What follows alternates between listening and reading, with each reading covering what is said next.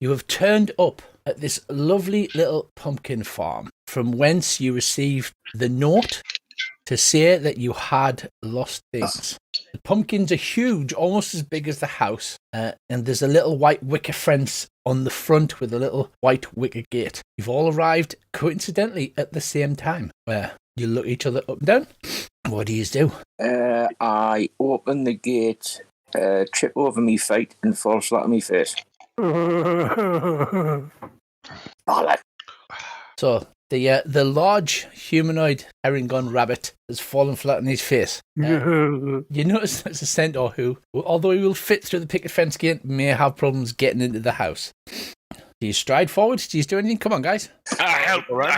Can we see anything? Is anybody I'm around? standing at the back with me hood up, like cowled over me face, standing at the back just watching this lot because I just don't know what to make of them.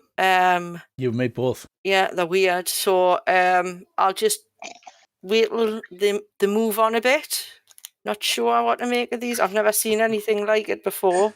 I give Bugsy a hands up. Actually, Dave, would you not probably step over and perhaps even stepping on one of his ears as you went to the front door, completely ignoring him? Remember? I'll step over him. So, Andy, you sorry, I don't know your character names yet. Britwick.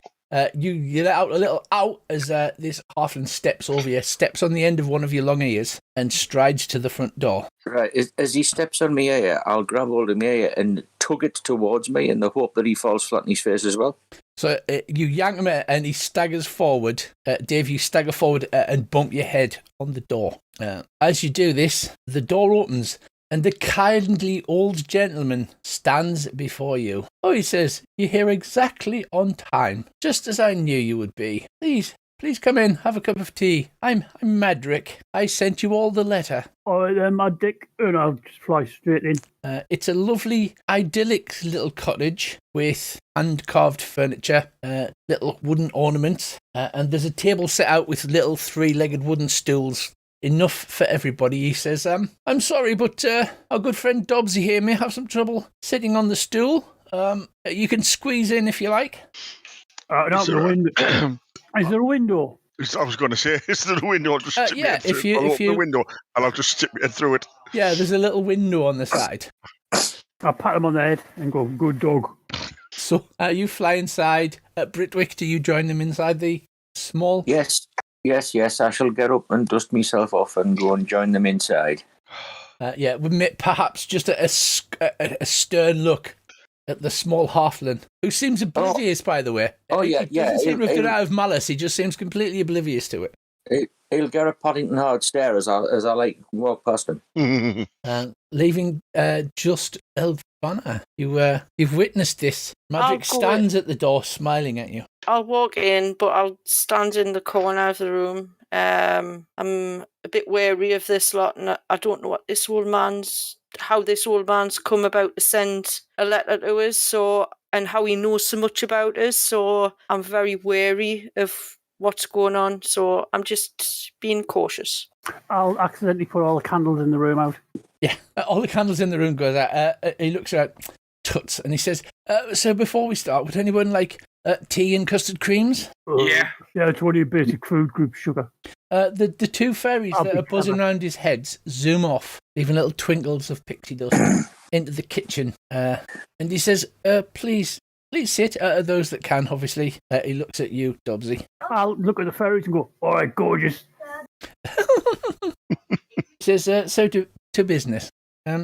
It's been some time, but I have managed to obtain information that each of you is missing something very important, and I would like to help you get it back. My research has identified that you lost it some time ago at the Witchlight Carnival, and although I don't know exactly where they are, I know that's where your troubles began. And the reason I have summoned you is because you can't find it again because you don't have an invitation. You can only stumble upon the Witchlight Carnival once in your life, and that's why you've all been able to recover what it is that you've lost. Now myself, I'm obviously not doing this out of just the goodness of my heart. I'm a warlock, and my patron is a fairy queen known as it's Zybilna or Zybilna. What's the first pronunciation? Zybilna of Prismere. And I have not been able to contact her or feel her presence within a year.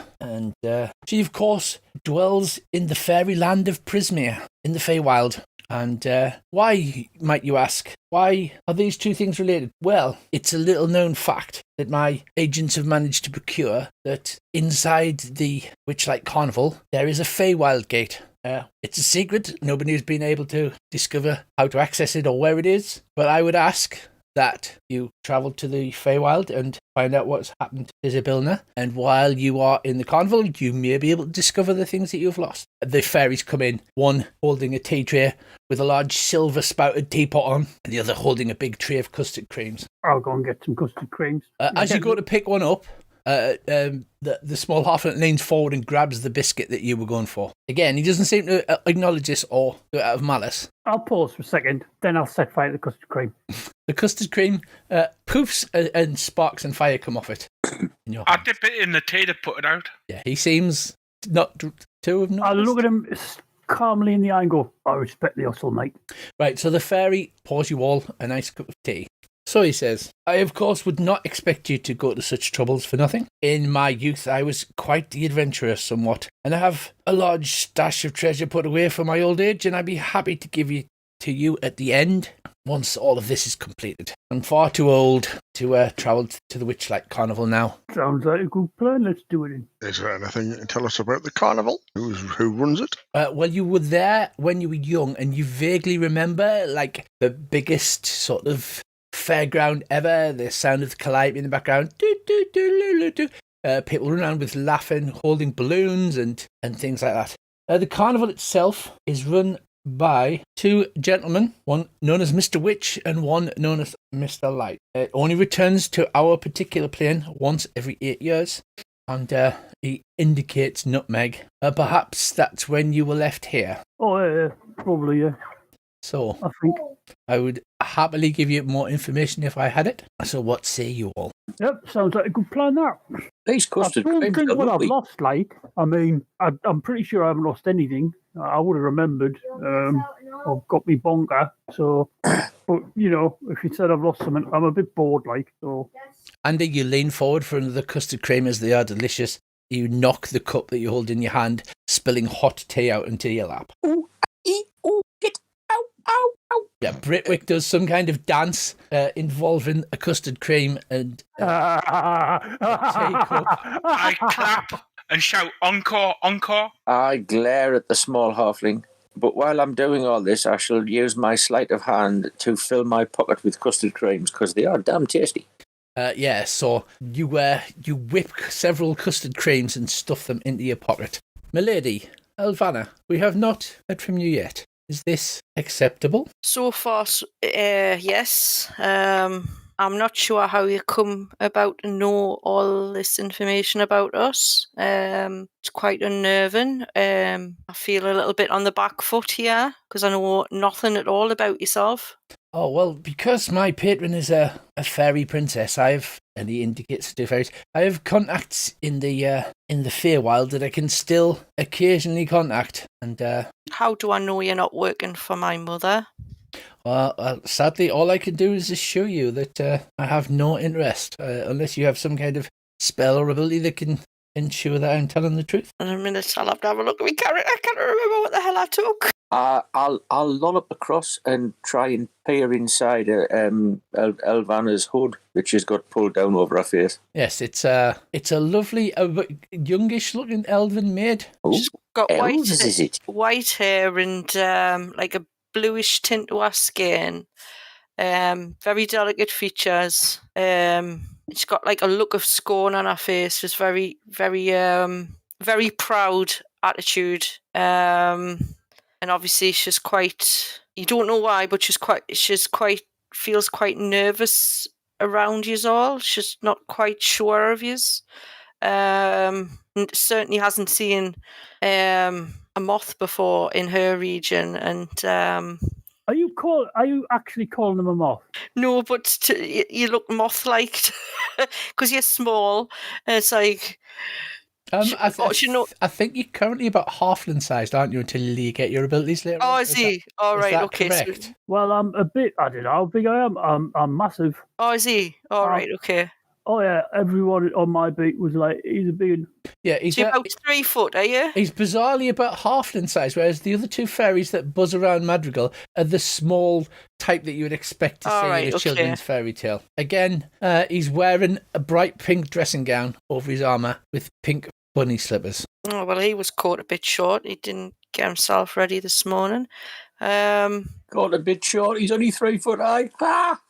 But yes, so far, I'll go along with your request. Excellent. Well, once you've had a chance to finish your tea and the custard creams, which you do, he says, I will give you the items necessary to get into the Witchlight Carnival. He goes off and pulls a drawer, and inside he pulls out a sheaf of papers, the same shiny with something colourful printed on them, blows the dust off them and dusts them in the hands, and he goes, and these are the things that you'll need to find the carnival. And you know those circus adverts that come around with the posters, and they give you the little handout, and it's like 25% off admission, Witchlight Carnival. He goes, there's one here for each of you. Holding this, you should actually be able to find the carnival. It's not far. I've had these, as you can see, for some time, and apparently Mr. Witch and Mr. Light seem to have forgotten that he'd given me a bunch of invitations. I'm pleased to say they'll finally come in for some use. And you say that the Witchlight Carnival, even though it's old and dusty, it appears that the date and the time and the location are bang up to date. And it's not far, maybe 20 minutes walk. Can I just ask something? Is this carnival renowned for stealing something from its visitors? So does everybody who attends lose something? That I can't answer. Maybe, perhaps you will discover that once you visit the carnival. It's just fortuitous that our two missions align in such a... Just I'm concerned that in trying to retrieve something, I'll lose something else. Which, I mean, so far I've managed to get by with, my disadvantage in life. But I'd hate to lose something that was, imperative that I have to get by in my art. Well, I'm game if you are. I mean, at the moment, if you haven't got any further knowledge with regards to that, then, I've got no other recourse but to go along with it. But I would just like to make you all aware that we could lose something else in trying to retrieve this thing that we've seemed to have lost. He says, well, you're in quite a unique position, my dear, which is why it's taken me so many years to track you down. Like I said, most people can only wander into the Witchlight Carnival by accident once. So you're cutting somewhat of new ground, and I wish I could promise you that you would be completely safe, but I cannot, alas, give you that boon. I wish you the best of luck and hope that nothing happens to you. But it is kind of part and parcel of being an adventurer, heading into the unknown, discovering new things, meeting new people, sometimes killing them. My ears perk up at that. Well, then he claps his hands together. The two fairies gather up the empty tea tray and teapot and head off. It's not too far. You should arrive just before twilight. What are the party members carrying? I'll eye each of them up so I can try and suss them out a bit. I am fully equipped with a bonga, a shield, with a mark of the something or other on it, and a shiny tin whistle and an axe. I'm wearing monk's robes and carrying a quarterstaff, and I have a holy symbol of Shah round me neck. One question, Britwick. Are you wearing pants or are you Donald Ducking it? Well, I presume I'm wearing a sort of a one of them like classic-y type affairs, so it'll be anybody's guess. Ah. I'll flip his cassette and have a look. Oh, my God. I clout him right across the back of the head. Yeah. Give over, short ass. No, everyone. Gentlemen, calm down. Yeah, Nutmeg, are you wearing your badge of rank on the outside of your dressing gown?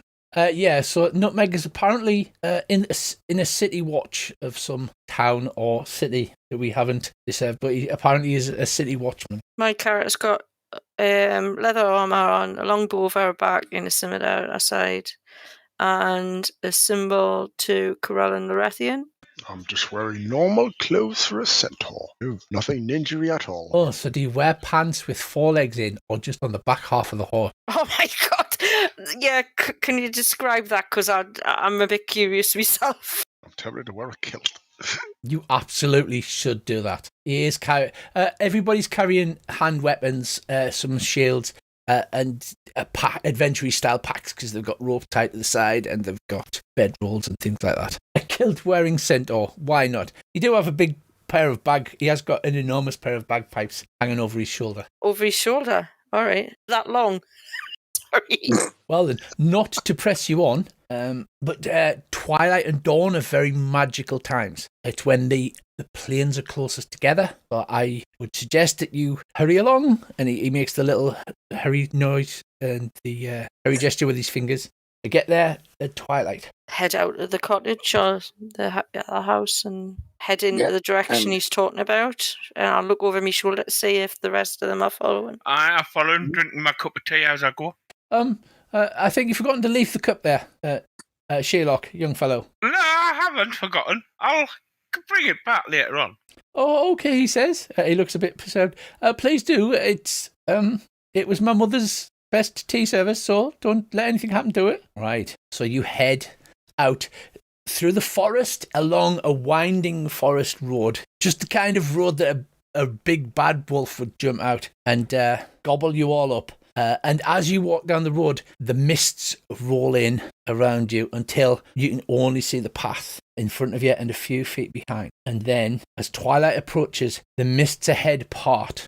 You're on a road with strange menhirs. A glittering blue river is in front of you with a small, quaint bridge as you approach the Witchlight Carnival. The strains of a calliope come overhead. You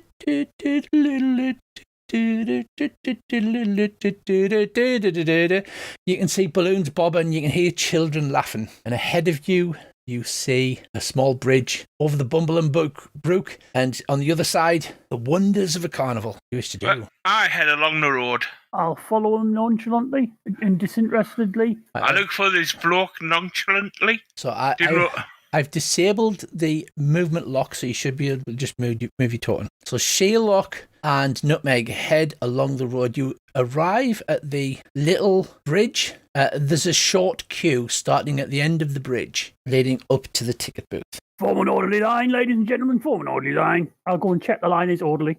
The line is not very orderly, but at least it's a line. Are you eyeballing me, Grandma? One, please, I said to the bloke on the ticket. So you stand in the queue for a short while. The silver statue of a dancing fairy is mounted on the roof of this ticket booth and surrounded by fluttering butterflies.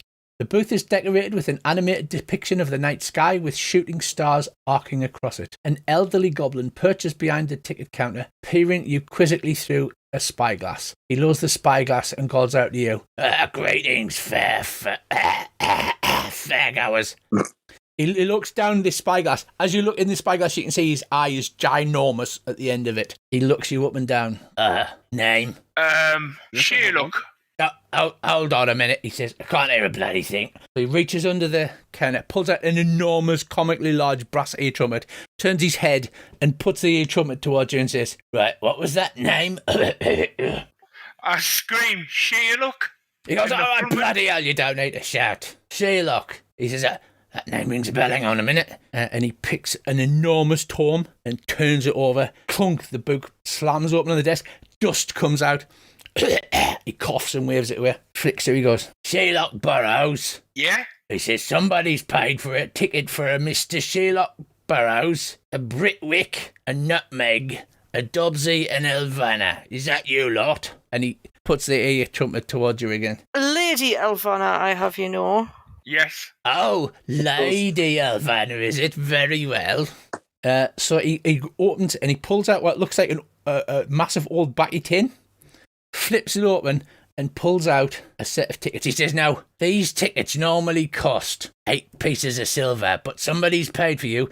This entitles you to 8 rides within the carnival grounds. Each ride will cost a punch. If you require further tickets, you must come back to the ticket booth and purchase them for 8 silver pieces." And how long are we allowed to be in this carnival ground?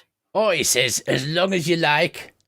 We won't be leaving until tomorrow. There are some things you might want to hang about because the big top extravaganza is in 4 hours, and then at midnight, crowning the Witchlight monarch. And he points to a comically drawn map that resembles exactly the map you're standing on, and in the top left-hand corner, you actually see big top extravaganza and crowning the Witchlight monarch. He says, oh, I almost forgot, and it's the most important thing. And he reaches out and pulls out some tiny butterfly wings with elastic straps on. They're made out of some kind of silky material. And he says, every visitor with a ticket has to wear your complimentary wings. It's very important that you wear them. All of you suddenly get a flash of when you were young. You sneaked across the river through the bushes and didn't buy a ticket. You remember walking around. Everybody else was wearing these wings, but none of you were. And he looks down at you through his spyglass, leans forward over. So his long pointy nose is almost touching your forehead, Sherlock, and he says, it's very important you all wear the complimentary wings. Are we understood? Why? What would happen if we didn't? Can you explain why? Well, because we used to have mouse ears, but then we had some lawyers come round, so we had to change to butterfly wings. But I've already got wings. Yeah, but why wear anything? Because these indicate that you are a paying member of the public, and anyone not wearing butterfly wings will be stopped and asked to show a ticket, and then it will be chucked out of the carnival. If they've got a ticket. He looks, right, and he's been playing the crotchety old goblin, but he subtly changes. He gets a little twinkle in his eye, and he says, it's very important that you wear the wings when you're in the carnival. And then coughs. I put the wings on then. But I've already got wings. Well, you'll have to wear them forwards, won't you? Oh, that's a good idea. I'll put them on forward. Can I ask a question? Has it ever been known for any visitors to lose something dear to them? When you ask this question, again his voice changes. He gets that little twinkle in his eyes. And he says, I'm sure I wouldn't know, m'lady. Perhaps if you asked around, some of the others might know that. And then his face slips back into his crotchety old character. You catch him like looking left and right, as if to see if anybody was listening. I'm sure I wouldn't know, m'lady. These wings, how do they attach to the person? They're on 2 bits of elastic, so you strap them over your shoulders. Oh, thank God for that, because if it was something I had to do up, I might have had problems. Is there anybody that you could point towards that may know a little bit more about, the possibility of losing something? You're not here to ask questions, m'lady. You're here to enjoy yourself. Just pick any of our. Yeah, no, but if you had to point out somebody who was in the know, who was knowledgeable, who's the most knowledgeable? Like the person who runs the Lust Property Office? Yep. Mm-hmm. At this point, he's like, I'm sure I couldn't say, m'lady. I do have other customers to serve, though. Right. Looks like he's not going to be very helpful. Might have to torture him later. Okay, I'll head on towards, what the hell? We'll go to the lost property area. That sounds like a good plan. Good plan, young. Wait a minute. Britwick. Thank you, my lady. Please come in. Enjoy yourselves. So, you are heading in past the Calliope. Yep. I know what Elvana is.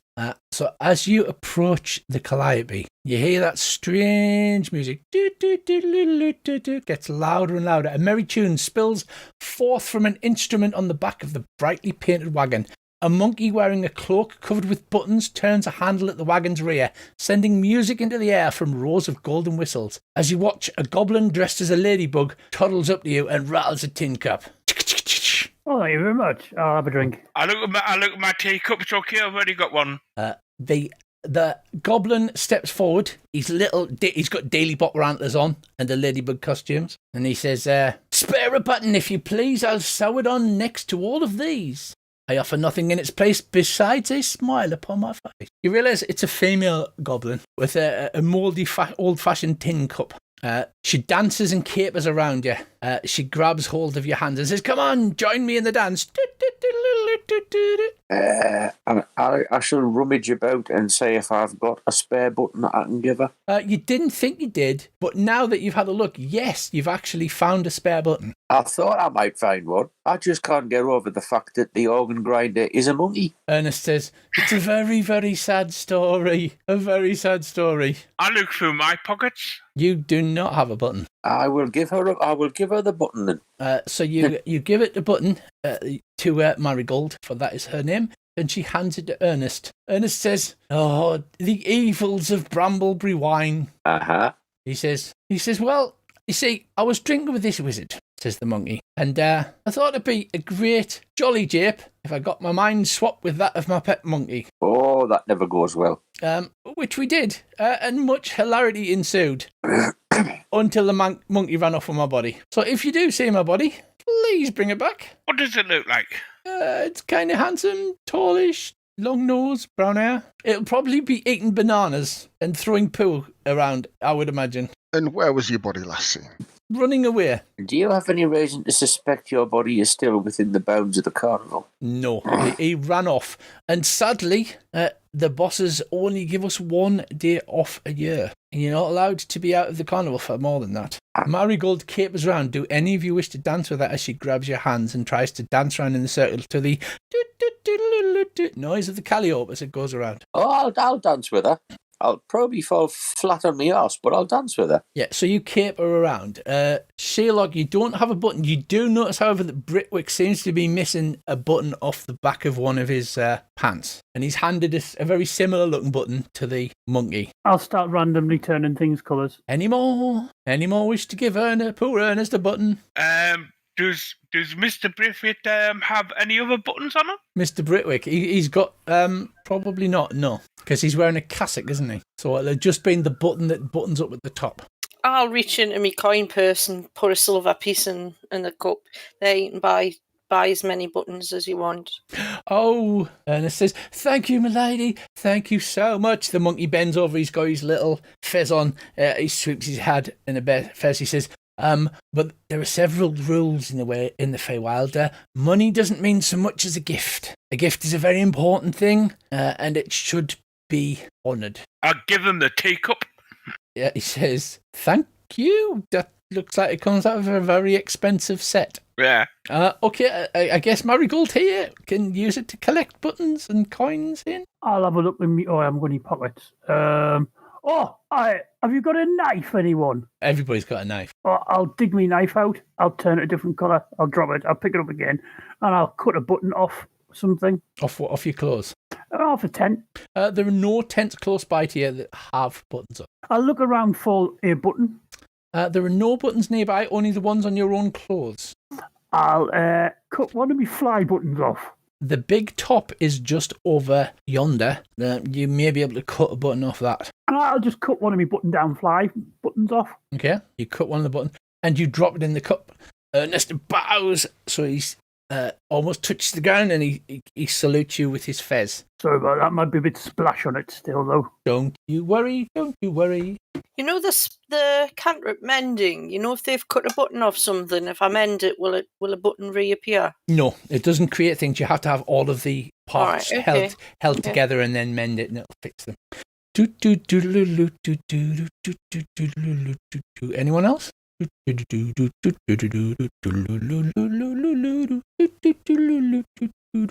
I'll give him a hairpin out my hair. I haven't got any buttons. I mean, it's something. Thank you, milady. I shall treasure it always. He says, and remember, if you give a gift, then it's almost a sacred bond. Then Marigold begins to prance around. Sorry, are you going to? Yep, I'll take 10 ball bearings out of my pack. Yeah. And I'll put them in the cup. Right, they tink into the tin cup. It weighs it down quite somewhat, and Marigold looks very confused. Thank you, my lord, she says. You wouldn't happen to have heard anything about anybody ever attending this fair and losing something that's dear to them in the past and how to recover it, would you? Oh, people lose things all the time in the carnival. That's why we have the lost property. What sort of things are you talking about? I'm just wondering if you're on the same. Oh, gloves, socks, keys. We I'm talking found about a hat once. Abilities. rather Oh than no, that doesn't actual sound like items. anything that Mr. Witchy, Mr. Light would have any kind of dealings with. None of that sort of thing. They don't do fair bargains with customers. What's a fair bargain? You don't know what a fair bargain is. Oh dear me, you're going to have trouble if you end up in the Feywild. You are a bunch of greenies like you. What you must realise is the Fey live by rules, and the first is the rule of reciprocity. If you give a gift or a service to someone, even your enemies, then at some time, either then or in the future, it's expected that you will have that returned in kind or in items of equivalent value. A bargain, if you will. You have no idea how many times I had to practice reciprocity.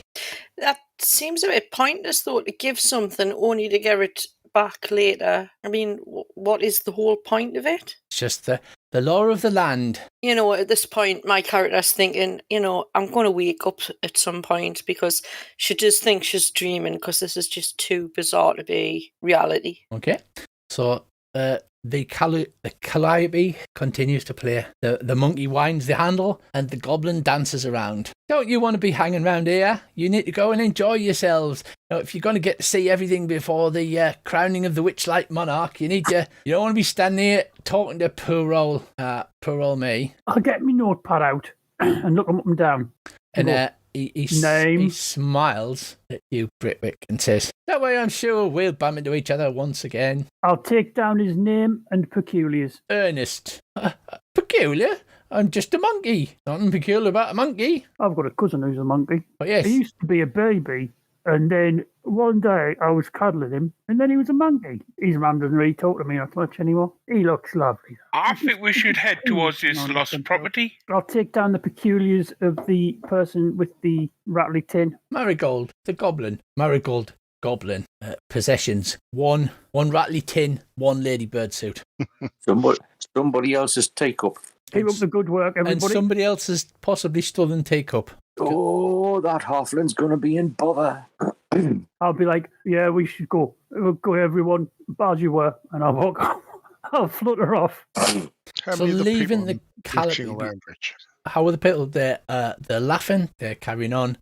I mean, how many? Like all the normal people who've Hundreds of people wandering about, enjoying the rides, eating candy floss. The children hold balloons. They've got giant sausages in buns with red sauce and onions on. Giant sausage and a bun, you said. Oh, good eat. The major attractions are marked on the map. In between those, there are like the little stalls, the booths. Popcorn, come and get your popcorn. Sausage in a bun, 2 copper pieces. Well, since I'm at the Gallipoli, I think I'm going to go to the Lost Property. Right, so you head round the corner towards Lost Property. I'll go with him. I think everybody wishes to head round the Lost Property. Elvana, are you heading there? Yep, certainly. Well, So you head round the corner, and outside the Lost Property wagon is a large feline creature with midnight blue fur.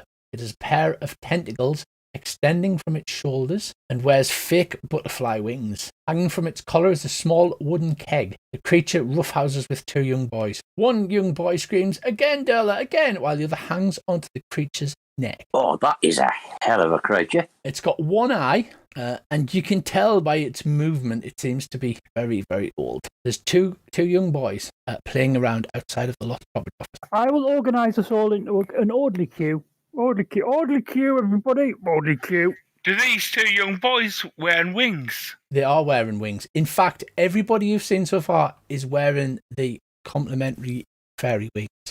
As you approach, you can see he's got a large burgundy keg round his neck. The 2 boys are laughing and giggling. Good evening. Lovely day for it. Is a bit, isn't it? Do you know when the Lost Property bloke will be back? I'm the Lost Property bloke. Oh, sorry, I didn't recognise you behind your wings. You haven't found some lost stuff, have you? Lost stuff. I've got a big box here. We've got a watch, an odd sock, a pair of keys, a dagger missing the blade. I think that's my sock. Are you sure? It looks a bit big for you. No, I'm pretty sure that's my sock. And it's got 8 toes in it. I'll show you watch. I'll take my hat off, put the sock on. What colour is it? It's red and green stripes. That goes really well with my my latest fashion accessory. So, yeah, see, obviously goes with the outfit. And I put put my hat back on, so you can see around the bottom of my hat there's a bit of the neck of the sock, as if it was like a head scarf. Okay. Yeah, I can see that's your sock, he says. I'm going AFK for about a couple of minutes. Okay. Very nice. What was it? Were you just missing a sock? Oh, no, I'm not really missing much anything anymore, but people keep saying I'm missing something, but I don't think I am. I don't know what it is. Is there anything else? I'll poke around, and I'll lean into the box and poke some stuff. It's your usual lost property box with like a tracksuit top, of dubious cleanliness, a small clockwork toy that's missing a key, that kind of thing. Oh, no, none of this stuff. Thank you very much, mate. Very kind of you. And umbrellas, there's always thousands of umbrellas. Yes, there's loads of umbrellas. Most of them have got like one spoke broken off though. Is that it then? One sock? I myself was looking for something that I seem to have lost, but it's not an item. It's more of, how do you describe it? Like a learned skill, I suppose. At this, he sort of narrows his one good eye. He says, that's terrible. Are you wearing wings? Yeah. And as he does that, one of the young boys grabs hold of a sparkly, like a silver disco ball, giggling and laughing. Suddenly you see the Displacer Beast face change to a snarl of a lion.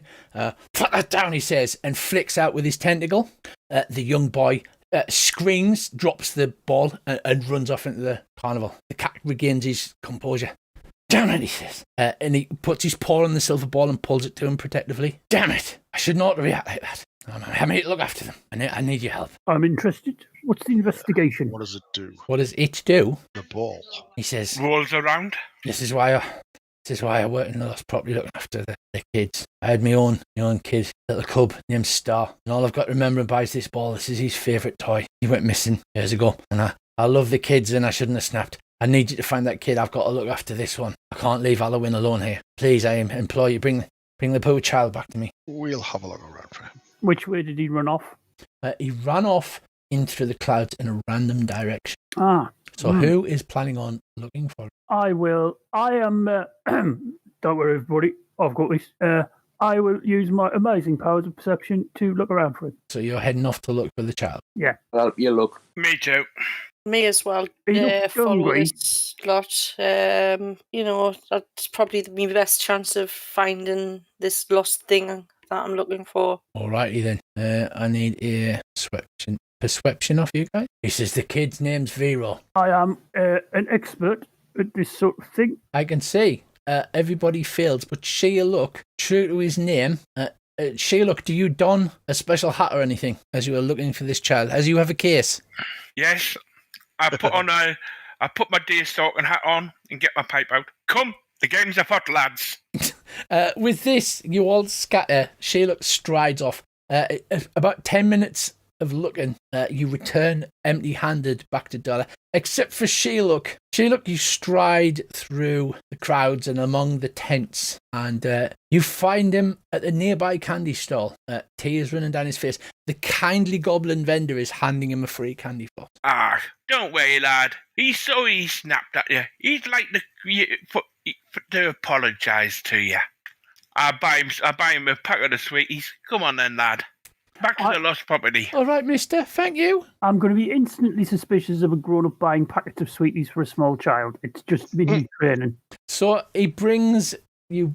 You bring the small child back to Durla, who's overcome with gratitude. I'm so sorry. It's just this is my only link to me boy. What happened to him? He went missing. I don't know. He vanished from the carnival without a trace. How long ago was this? Many years ago. Oh, actually, I've got the wrong accent now. Many years ago. Did he hang out with anybody in particular? Any friends? Everybody in the carnival's a friend. No, but, he'll have had favourites, someone that he would hang around and play with maybe on a daily basis. He says, we're not allowed outside of the ribbon stream, so I don't know how he's getting out. I don't know. He's gone. I couldn't track him. Was there any clues? No, he vanished. He vanished. He just vanished into thin air. I'll write the third. Okay, right. I'll get my notepad out, and I'll start drawing a photo-fit picture of what he looked like. So you draw a very bad picture of a Displacer Beast. No, I'm going to draw a very bad picture of a dandelion Okay. and say, right, boys, we're looking for something like this. Whoa, okay. Oh, no, sorry. I got his testicles wrong. I'll draw some testicles on him. I asked him where the carnival was, where he went missing. I don't know. We're not allowed outside of the walls. I'm not sure where what plane we were on. Can you leave if you want, or are you just... We're allowed to leave for 1 day a year, but anything longer than that is counting as putting your notice in. So nobody's held here. If you want to leave, you're free to leave, but you can't come back. Did anybody else go missing at the same time? No, just my little star. I stay here by the lost property, hoping he'll come back to me one day. Now I sound like Vinnie Jones. God, these accents are going to be rough on me throughout. I can feel my voice going already. That'd be all right, mate. Was he happy in the carnival? Or, Yes, he loved it here.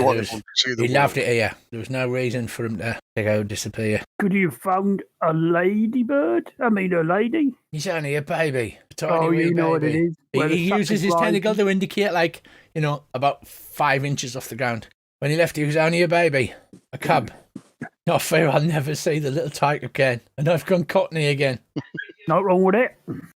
Could have went up the apples. Keep going, I can hear. I just need to nip across the room for a few moments. All right, well, I asked him if he knows if anyone would have taken him. Has he got any enemies, or did he? not in the carnival. We're all family in here. He's gone, and I don't know how he's gone, and I don't know where he's gone. Well, we'll certainly keep an eye out for him. He perks his cat ears up. This is at this, and he said, "You would." He looks down at the little silvery ball. He says, "If you take his ball, and if you see him and show him the ball, he'll trust you. Come back to me, he's old dad." And he hands you a mirror ball. Okay, well, I shall pop it in me pouch then. A tear rolls down his one eye. He says, "Thank you, thank you so much." The least we can do. I'd be more than happy to help. I'll just pop that in your inventory. There you go. One mirrored ball. Thank you very much. Its own little description. At this, a large woman comes back with their sort of curly brown hair, comes over, ruddy cheeks, smiles at the kids, and she says, thank you, Durla, for looking after my kids.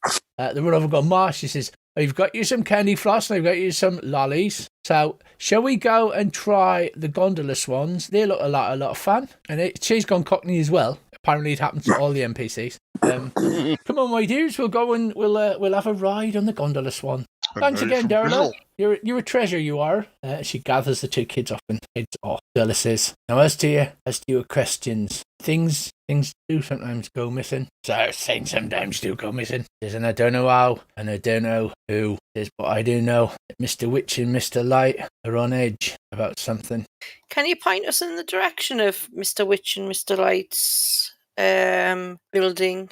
Tent. They'll be in the staff area behind the big top, but you're not allowed behind there. And why not? Because it's the staff area. How do we get to talk to them then? Can you arrange it for her then? We take up the task of looking for your boy in return? You don't get to see Mr. Witch and Mr. Light. They get to see you.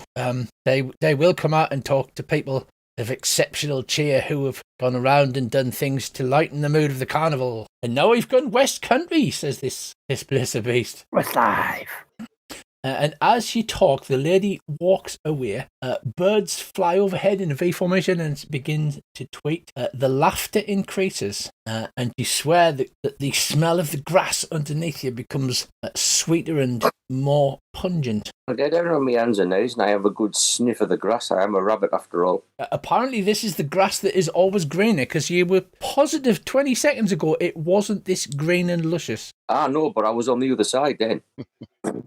He says, yes, you want to speak to Mr. Witch and Mr. Light, you have to be the one that makes the carnival a better place. And then, if you do the best job, that's when they usually crown the Witchlight monarch. They will pick the person who's caused the most cheer in the carnival. Well, in that case...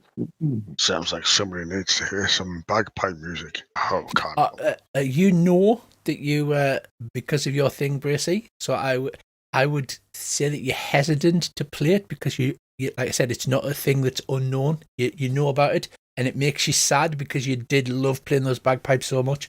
Is there anything else, he says? I can give you something out of the Lost and Found if you want. I'll have another look through the Lost and I'm still, head deep in the Lost and Found There's a today. pen here, but it's missing its lid. There's a magnifying glass where the glasses fell out, and it's just a frame. Oh, I'll have that. I lost it. He says, if I were you, I would just go and enjoy the fun fair. Well, Okay. I don't know about the rest of you, but I've got this certain yen to go snail racing. I do like a good snail race. I think you'll win. Put a few bubbles. No shit, Sherlock. If you I'll could head down have to the inspiration, snail I racing. would give you one.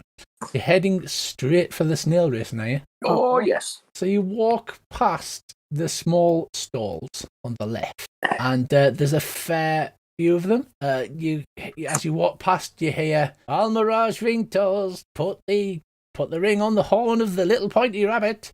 Catch the dragon by the come on, sir. You look like a fast gentleman. I'm sure you could catch this dragon. A gnome stands there with his slick back hair. He's all gothed up like Tobey Maguire in Spider-Man 3. And he's got goth hair, and he's like, Gnome poetry contest for those who think they can out-talk me.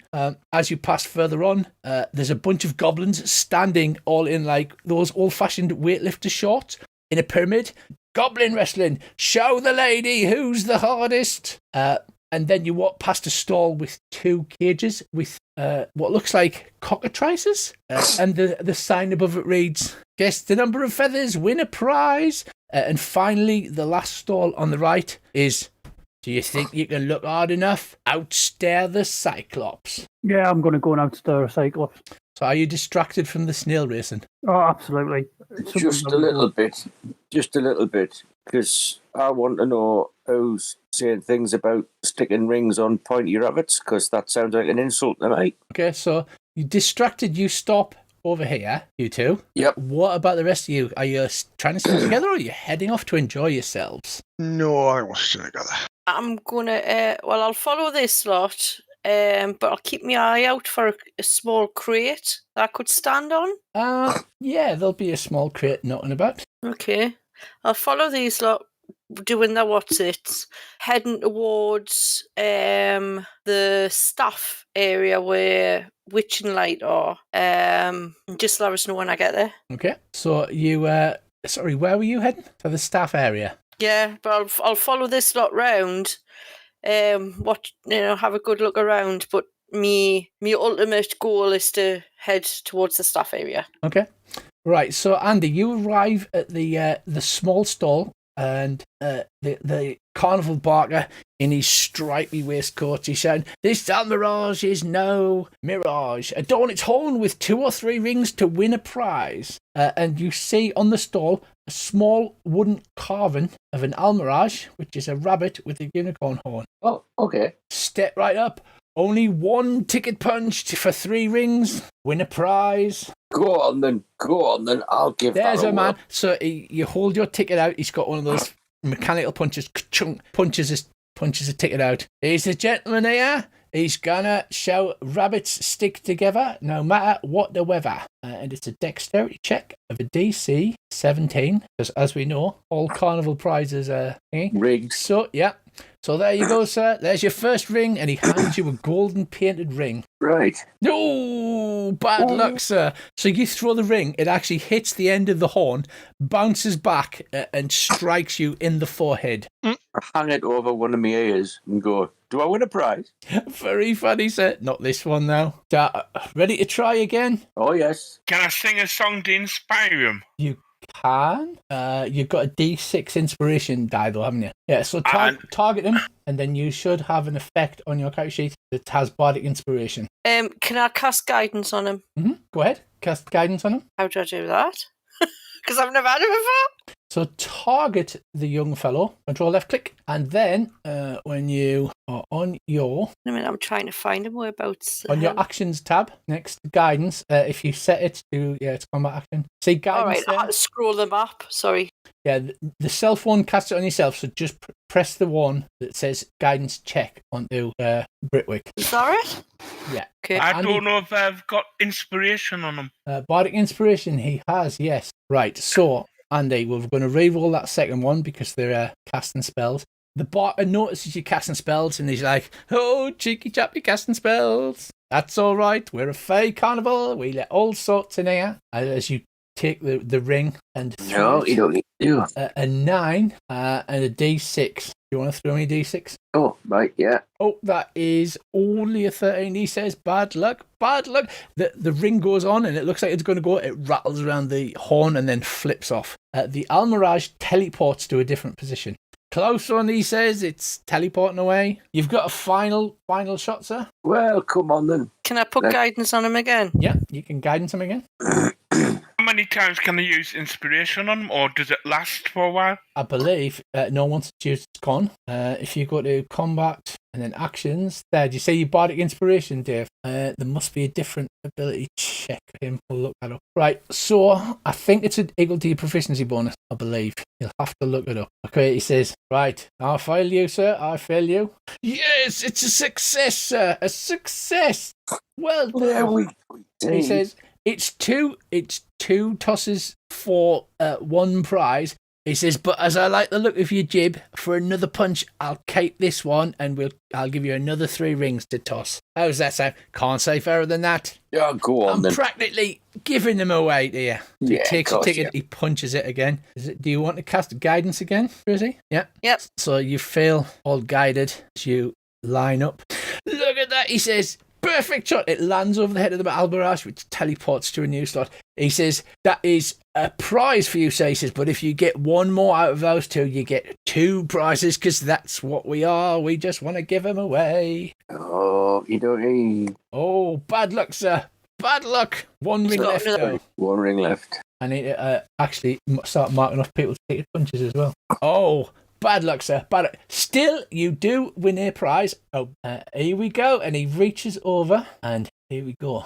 A Carnival prize. Oh, he says, "Here you go. A bottle of the finest Witchlight wine, just for you, sir." Lovely. Thank you very much. Which is now in the party sheet. I shall just So grab it. click on the description. I asked the vendor how much he can get out of one ticket. How many what, sir? How many punches can he get out of one 8 ticket? punches per ticket, but you can buy additional tickets at the beginning. There, that stupid goblin should have told you that. I will get him reported. Oh, bugger, he wants kicking off. Awesome. Is there a tarot card for tent? We don't do tarot cards, they are bad luck. We do have a fortune teller over there by the feasting orchard, the other side of the carousel. Okay, I'll take me crate. Madame Chiselbone, seer Okey-doke. of the stars. Hang on a minute. Yes? No, Come on, sorry. guess the number of feathers. Now, come and wrestle some goblins. Show your mettle. Hang on. Goblin wrestling. Really? Right, Earl. So while they're doing this, you've gone to this large tent. Yep. And it says, "What do you do when the eye of the Cyclops falls upon you? You stare right back if you've got the stamina." Right. Where is it? Right, there's a gigantic tent on the end, and the barter says, "You fancy trying your luck there, sir? Size is no object. Please step forward." I'll step forward. Well, I'll flutter forward. You flutter forward into the tent, and inside is like a small round arena with stalls on the outside, and at the back is a gigantic Cyclops wearing a bowler hat. Right, I'll flutter up the Cyclops. The barter says, "1 ticket punch, sir. 1 ticket punch. Win a prize if you can outstare the Cyclops." I'll get my ticket punched. So you get your ticket punch and you flutter up the Cyclops, who sits down staring at you. Well, what do we have here? All right, there. You want to challenge me, little fella? I was just going to look at you for a while, but yeah, okay. All right, on 3, right? Yep, 1, yep, and as he says this, he starts counting off his fingers. 2, yep. I'll get the matchsticks out. 3. And he bends his face right down, so the entire body is sort of almost enveloped by this gigantic eye as he stares towards you. I'll flutter my wings while staring at him. He looks at you, he goes, "You can't put me off. I've known too many pixies around here. You cheating little bleeder." He looks at you. I'll just stare at them with intent. Give me a constitution roll. That's a dexterity check. Yeah, that's not good. You don't want. I really don't want dexterity. Yeah, that was Tracy accidentally cast guidance on you. So you rolled a 20. So you easily... Did I? I haven't done anything on him. You might have accidentally tagged him. The Cyclops also rolls a 20. He goes, "You're a tricky little thing," and he leans further in, down your eye to eye. "You're a tricky little thing, you are, but you ain't going to outstare me." Uh-huh. Right, so I'll flutter my wings even more and note the amount of dust that I'm picking up. yeah, so a little fairy dust starts to kick off. It's DC 11 now. Right. By this point now, you're both sort of squinting and maybe tearing up. Oh God! But the Cyclops, he's like, "This is easy," and then you flutter your wings, and a bit of fairy dust goes into the corner of his eye, and his nose trembles, and his lip trembles, and then you can see his eyelid flicker, and then he goes, "Achoo!" and sneezes, and his eye goes, and he goes, "You cheating little blader! Still, All's fair and loving, more boy. Still, you beat me fair and square. Well, not exactly fair or square, but you win. You just go out the front, get yourself a prize. I'm going on my bloody break. Oi, Norman, hang this iron up. This little bugger's beat me. I'm going to go on my break. So as you head out, you are handed, the big sign is, Gary the Cyclops away for dinner. And you get pixie dust. Which is weird because you would think you would make lots of it. Well, I'm not a pixie. Don't lean that way. And if you have a look, Earl, I'll stick it in your inventory. You can see what it does. A little pouch marked pixie dust. Just for you. Just a little sprinkle of pixie dust. Yeah, so as Nutmeg emerges, you have been playing the Almirage toss. Has Sherlock and Dobbsy just been observing them, or are you interested in any of the other small games? Not yet, no. I'm just observing. Right, so you watch the pyramid of goblins in the old-fashioned weightlifters outfits are flexing at you, going, "Big like you, come on, you can wrestle 9 goblins." To make you frightened there, horsey boy.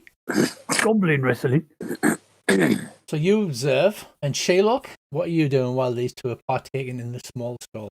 I'm observing everything that's going around. You're missing nothing. Very well. So, Elvanalo, I've lost track of your character. Oh, you've gone over. Going into the fortune teller, see the fortune teller to see what she might know something about, how we go about finding something. I might be able to glean some further information. Right, so as you approach the fortune teller's hut, going past the carousel, the dragonfly rides, and heading towards the feasting orchard, you see a chalkboard outside, and it says, "A Madame Chiselborn, seer of the stars."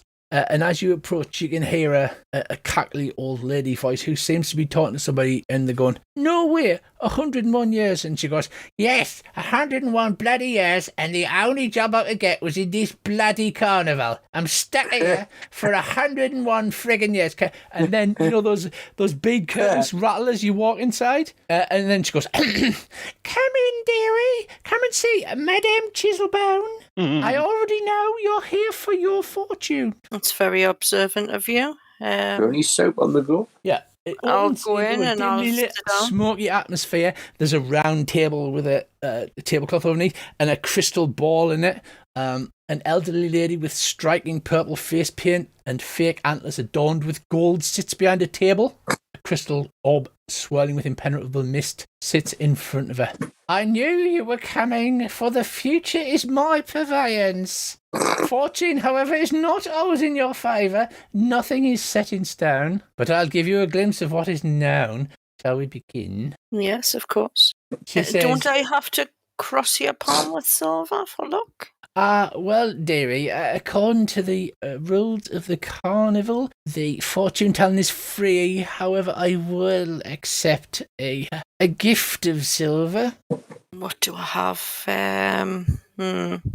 Well, would coinage do? I don't believe I have anything. Aye, cross my palm. Okay. Silver. I'll give her 5 silver coins. 5 silver coins, dearie.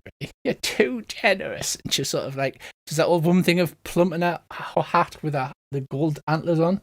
Let me see. Please hold out your palm, dearie. I'll hold out my right palm. Oh, look at that lifeline. She starts to trace the lines. And this is your lifeline, and this is your cappuccino line. This means you're going to have a lot of cappuccinos in your time. And, you're going to make a lovely, handsome prince, and he's going to marry you. And then her eyes go black as she's holding your hand, and the crystal ball in front of her begins to swirl. And That's she, her voice changes, and she goes, "Cursed you are, lost things you have." And then her eyes go back to normal. And she pulls her hand away and she says, "Yes, dearie. Can you I'm sad give to us any say, guidance on how to lift this curse?" you're going to be lucky, dearie." She says, "I recognise that you're missing things, and I also recognise that them's what has them is beyond my power. What I can say is if you speak to people in the carnival, you'll be able to find out possibly where it's gone. Okay. However," she says, "you're going to have a lucky time, and when you need it most, your hearty constitution and your vigour will have a boost." That's good.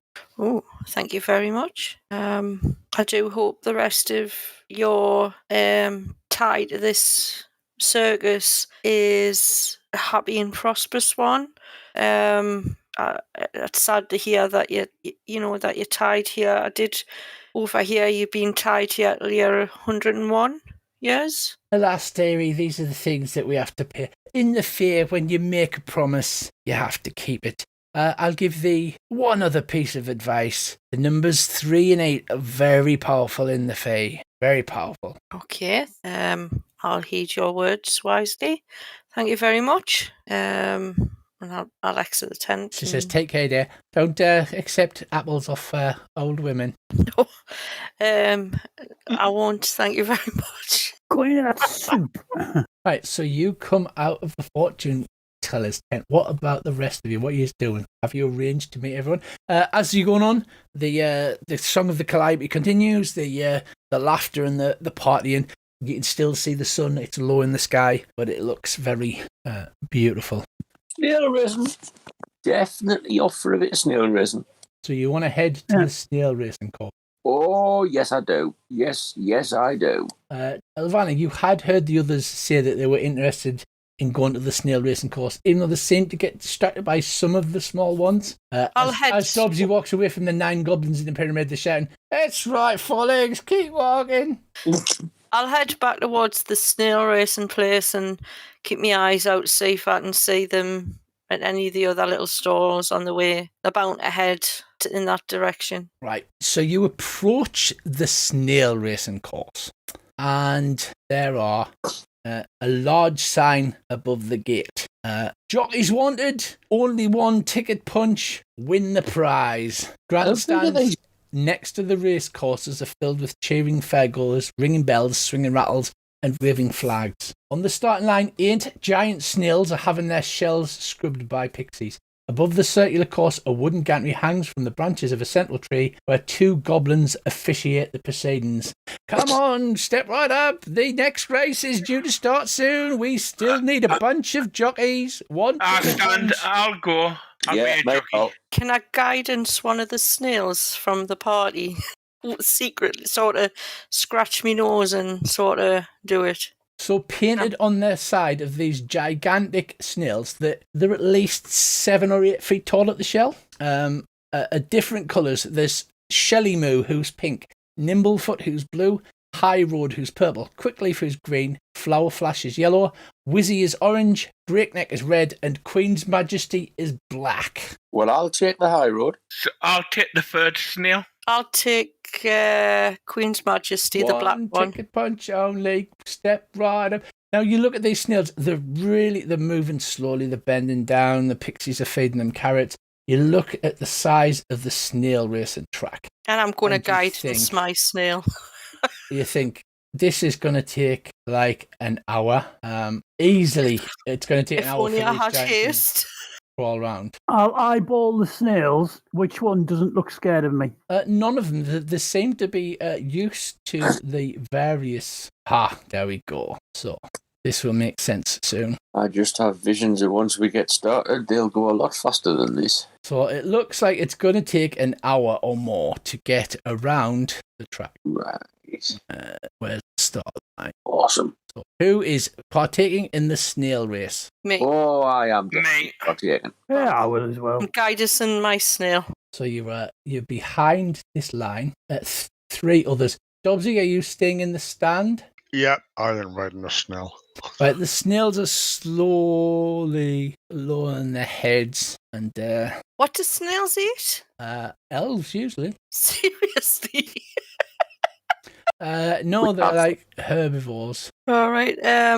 So these are giant snails. Can I buy a carrot or Not something quite like that giant. that? And I'll stick it on a stick in front of mine. I'll hang on for dear life, just in case. It I bet these lazily snails are sort going of to shoot us. bends its head, and I'm sure I had some tokens. Oh dear. I'll pull a carrot out my pocket and feed my snail a little bit of the carrot.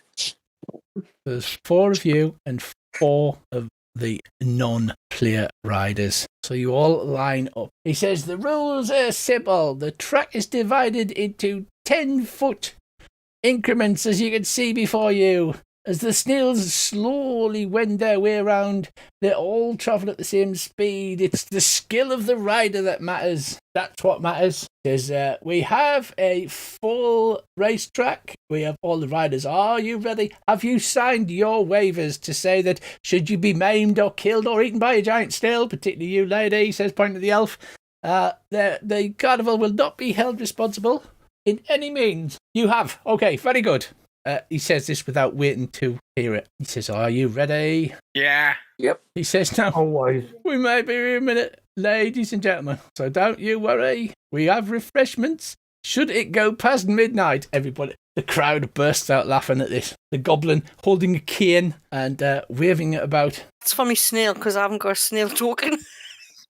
He says, okay, on the blast of the horn, you will go round the track, and the winner is the first one to get back. Are you all ready? He shouts. Yes. So there's a great noise of the horn. And then you're thrown backwards as the snails accelerate at 80 feet per round. What the fuck? You're thrown backwards, so you almost tumble backwards off the snails. They're straining forward. Can I have some animal handling rolls from you? Oh, I tell you what I should have added. I should have added 4 snail jockeys. Right, so you can move yourself around the track. It's split into 10-foot increments. You can move 8. Britwick and Elvana, you get an extra 10 feet. Right. Right. So do we just move our own tokens? Yes. Count them round like a game of Ludo. Right. How far do I get? 5? You get 8 little increments. You'll see they're divided into... What? Like count them out like a game of Ludo. Hang on, I'm going to unlock your tokens. There you go. Just count it. Like each little square is 10 feet. So you can move 8, except for those 2. As the snails tear forward, literally turning up on the side of their giant feet as they head I can't down. see any little squares. You can see the map, and you can see it's divided into sections. Oh, you mean the light and dark patches? Yes. I'm going to have to enlarge this map because I've just realised each the one way of them the is thing is. I'm 10 feet. confused. Yeah. Right. So Snail Jockey 1. Hang on. Where's my... Oh, there we are. Right, hang on. It goes 1, 2, 3, 4, 5, 6, 7, 8, 9. Snail Jockey 1 ends there. The rest fail, so then you get to move 1. 7, 8. That puts us there. That puts you there. Earl, you can move 80 feet as you tear forward. Right. The snails rear up on the side of their giant feet as they tear around. You almost fall off. Next round. Snail Jockey 1 failed, so he goes 1, 2, 3, 7, 8. I didn't get a thing to roll. Did you not? No, nothing came up for us to roll. Did you not? Did anybody else get one? Yep. Request roll. There you are. Did you get it now? I did now, yeah, thank you. Wait a minute. So 2 is to there. And what's a success? Just 8 or 9? The success is DC 12. But if you make DC 12, how far do you move? You move 9 squares. So the tearing forward. So Andy, I think you've counted out too many. 1, 2, 3, 9, 10, 11, 12, 13, 14, 15, 16, 17, 18. So the maximum you could be is there if you got 2 successes. Yeah, that's where Auntie is. Right. So Elvana Law and Britwick take the lead, start tearing off. Snail Jockey 3 succeeds. So that puts him here. And number 4. Wait a minute. What's those yellow, orange, round things? Just fire things? Yeah. Okay. The goblin is narrating this. Look at this. We've got 2 clear leaders heading off. Oh no. Oh, is there something going to happen? Probably. Quickleaf. That was the 3rd one. The 4th one is Quickleaf. I don't believe anybody got Quickleaf, did they? I took the 3rd one. Yeah. And oh no, Andy's on High Road. Yeah, because I've taken the high road. Right, Dave, High Road was number 3. I took the black one. Queen's Majesty, yeah. Earl? I don't know what I've got, mate. You don't have number 3. You have got number 6, which is Wizzy, which is orange. And who does that leave? Sherlock. So you can't have 3 because that's High Road. So which one do you want? Which ones are left? Shelly Moo, Breakneck, Quickleaf. Quickleaf. Right, so the crowd cheer on. Quickleaf raises its head, wiggles its little eye tendrils, and you move an extra 20 foot this round. Oh! Apparently, the crowd can also help the racers. That's it. Cheer for your favourite snail, ladies and gentlemen. Cheer for him as we go into. Yay! Yay! Woohoo! Aren't you sorry you're missing all this fun, Bracey? Yay. There you are. Everybody got the request roll? Yep. Snail Jockey 1 fails, only moves 8. It comes into the corner. 2 is a failure. You've got to make one crash off the track like a stock car, Rich. 3 is a failure. Wow, these Snail Jockeys are terrible. 1, 2, 8.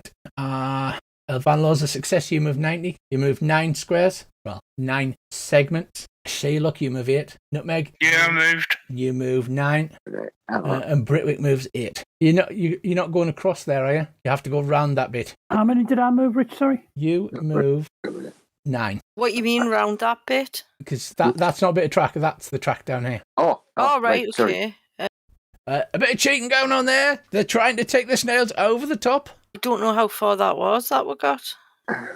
So we need to move a little bit further up. No, if you succeeded, you're 1 in front of me. Yeah, so you should be there on that one. As they're halfway through the race now, it's quite close. We do have 3 succeeding. Your bunny ears are flapping back. And Elvanlaw, it's blown off your hooded cloak. Are you enjoying the race? Are you scowling at the fact, or are you just hanging on for dear life? Just hanging on and just thinking, I just want to wake up. Can somebody wake us up from this fucking nightmare? I'm whooping like a lunatic. Woohoo! Let's have some roll, guys, as you are halfway around the track. So we've got Snail Jockey 1 succeeds and moves 9. 1, 2, 9. Next up, we have 2, 3, 4, 8. Britwick, you should have moved 9. Sherlock, you should have moved 8. Yeah, I moved it. Snail Jockey 2 and Snail Jockey 3 failed as well. 1, 3, 8. Elvanlaw, you should have 25. You should have moved 9. That was a natural 20. Do I not get anything else? You do not. And Nutmeg, you move 8. Nutmeg's lurking in the back. Oh, we're coming into the last turn, ladies and gentlemen. Don't forget, cheer for your favourite snail as they come in round the corner. Have you moved your 8 there, El? Nutmeg is whooping and hollering, pulling up at the back there. It looks like it's going to be a 3. Oh no, it's a 2 snail race. Absolutely adoring this. So first up we have Snail Jockey has succeeded, 10 moves 9. Next up we have Snail Jockey 1 moves 9. Then we have Nutmeg moves 8. Then we have 2 moves 9. Sherlock, you should have moved 9. Snail Jockey 3 has failed, moves 8. He's fallen back. And Elvanlaw should have moved 9. It's a 2. It's a 2 race. It's going to be over this thing no matter what happens. Oh no. What's that happening? Nothing. It looks like the bot was expecting something to happen, and then it doesn't. Oh, he looks kind of sad. It's a 2 snail race. Coming up, we have Britwick and we have Elvanlaw. Roll your snail handling checks. So, crossing the finish line, we have Britwick on a 21 and Elvanlaw on a 22. It's a photo finish, but just by the antenna of a snail, Elvanlaw pips him at the post, winning by 1 point as the rest of yous come zooming around the track. Elvanlaw literally reaches forward. A snail sticks its head out as it crosses the finish line, a fraction of a second ahead of Britwick. The snails pull up, and somehow a snail seems to pant. I'll pat it on the head and give it a bless carrot. it. I'll give mine the rest of the carrot. I shall leap down heroically and end up face down in the dust. Even though it's twilight, the sun almost seems to sparkle a bit more as rays come through the clouds and light the snail racing place up. Everybody starts cheering whoopee. The noise of the calliope changes pitch to be even more full and more enticing. You don't know what it is. It just seems a little strange. And then coming in last, we have poor Nutmeg. So he says, come to the podium, and they've got the little blocks arranged out in the podium where Elvanna Law stands on top. Good lady, you've obviously ridden a snail before. That's what we'd heard. I've never seen snails this big before. The snail sort of loads its head in and butts you at Elvanna Law in a friendly manner. Doesn't try to eat us. Does not try to eat you. Says, pat it on the head, can he? for our winner here, not only this sash, and you get a sash with number 1 Snail Racer on, but also a magical potion. Ooh. And he does that thing like a pantomime where he raises his hands and he goes, ooh, and all of the crowd go, ooh, like that. As he hands you a bottle labelled, it's a vial that looks like sparkling golden mist, and it's labelled as Potion of Advantage. Oh, that could be handy. It is in the character sheet for you, Tracy. Okay, thank you. And he comes over to you on the podium at the very bottom, Nutmeg, and he says, and our valiant rider here, poor thing, he's about the size of a snack for this giant snail. For you, we've got the consolation prize. And he hands you a flower-shaped wand, Nutmeg. Ooh. Hopefully, this will remove the sting of losing. Enjoy. Can I ask the organizer of the race a little bit about if he knows anything about That's in the party sheet for you, losing, Nutmeg. Anybody ever losing like a skill, a personal skill, not an item, but an actual skill or attribute or, anything like that? No, madam. I'm afraid I wouldn't know anything like that. I just run the snail races. Says, I'm very sorry, but have you tried the Lost and Found? Perhaps they can help you. I know they have a sock and a pen that is missing a lid. It's not an item. It's like an ability, I had asked the fortune teller, and she gave us the advice to ask about the fair, so I'm heeding her words. Well, perhaps you should all go round and have a very lovely time before the Witchlight Carnival is the Witchlight Monarch is, and he says only 3 hours to go for the big top extravaganza. Everybody, don't miss it. Tracy has used punch. Dave used a bunch. I've used 3 in total. And Tracy has used none because he's a miserable bugger. Yeah, you've used 3 punches. Right, so you head out from the snail racing. Have you actually started smiling yet, Elvanna Law, now that you've got your sash that says number 1 Snail Racer on it? Actually, I'm going to give the sash to Nutmeg. It goes better with his dressing gown, actually. What colour is it? It's kind of, like those cheap 21st birthday ones. So it's kind of plasticky and it's got gold edging, but it's obviously just like cheap paint. It's not something that I would be ever seen in, but he might. He's wearing a fucking dressing gown and a hairnet, so So I'll give him that. It seems. Yep, that goes. Yep. It seems like every child has at least 2 balloons in one hand and a candy floss in the other. Their mothers are laughing. They're dancing in and out, playing hide and seek. What would you like to do now? Well, I think since we're down this end of the carnival, I might visit the Pixie Kingdom, if that's allowed. Yep. What's in Pixie Kingdom? I'm about to find out. I'll come with. You can go to Pixie Kingdom, so you head off. A copse of trees shelters in a miniaturized fairground. A small repeating song comes out. I can only give a few bars because it's probably copyright. It's a small, over and over again. A miniaturized fairground sits at its heart. A hamster runs inside a tiny Ferris wheel, encircled by minuscule wagons and candy stalls. A pixie sits cross-legged in the hollow of a tree at the entrance to the realm. Do do do do do do do do do do. He bows. He stands up and bows. Good. Here we go. Squeaky voice time. Good evening, sirs. I am Jeremy Plum. And he takes off his hat made of a small flower and bows and waves it in front of you. Please, it's not a law, but we do ask that everybody accepts a pixie name before entering the Pixie Kingdom. Certainly, Master Plum. I'm happy to accept a pixie name. He points at you and he goes, your name will be Toadhop. Okay. Milady, would you be so kind as to accept a pixie name for use within the Pixie Kingdom? Yeah, I mean, this is a dream anyway, so it doesn't, I'll just go along with it. Could you resend me the map, please? You look like Jellybean Starfish. Lovely. Hi, Jellybean. Hi, Toadmop. I must remember. Do you have any friends with you? I'll take a pixie name, and if you could resend us the map, please, Rich. Oh, you look like a Bright Mite. I'm going to use my own pixie name, if that's all right. Of course. It's so nice to have one of the flyers with us. Yep. I was christened Elizabeth.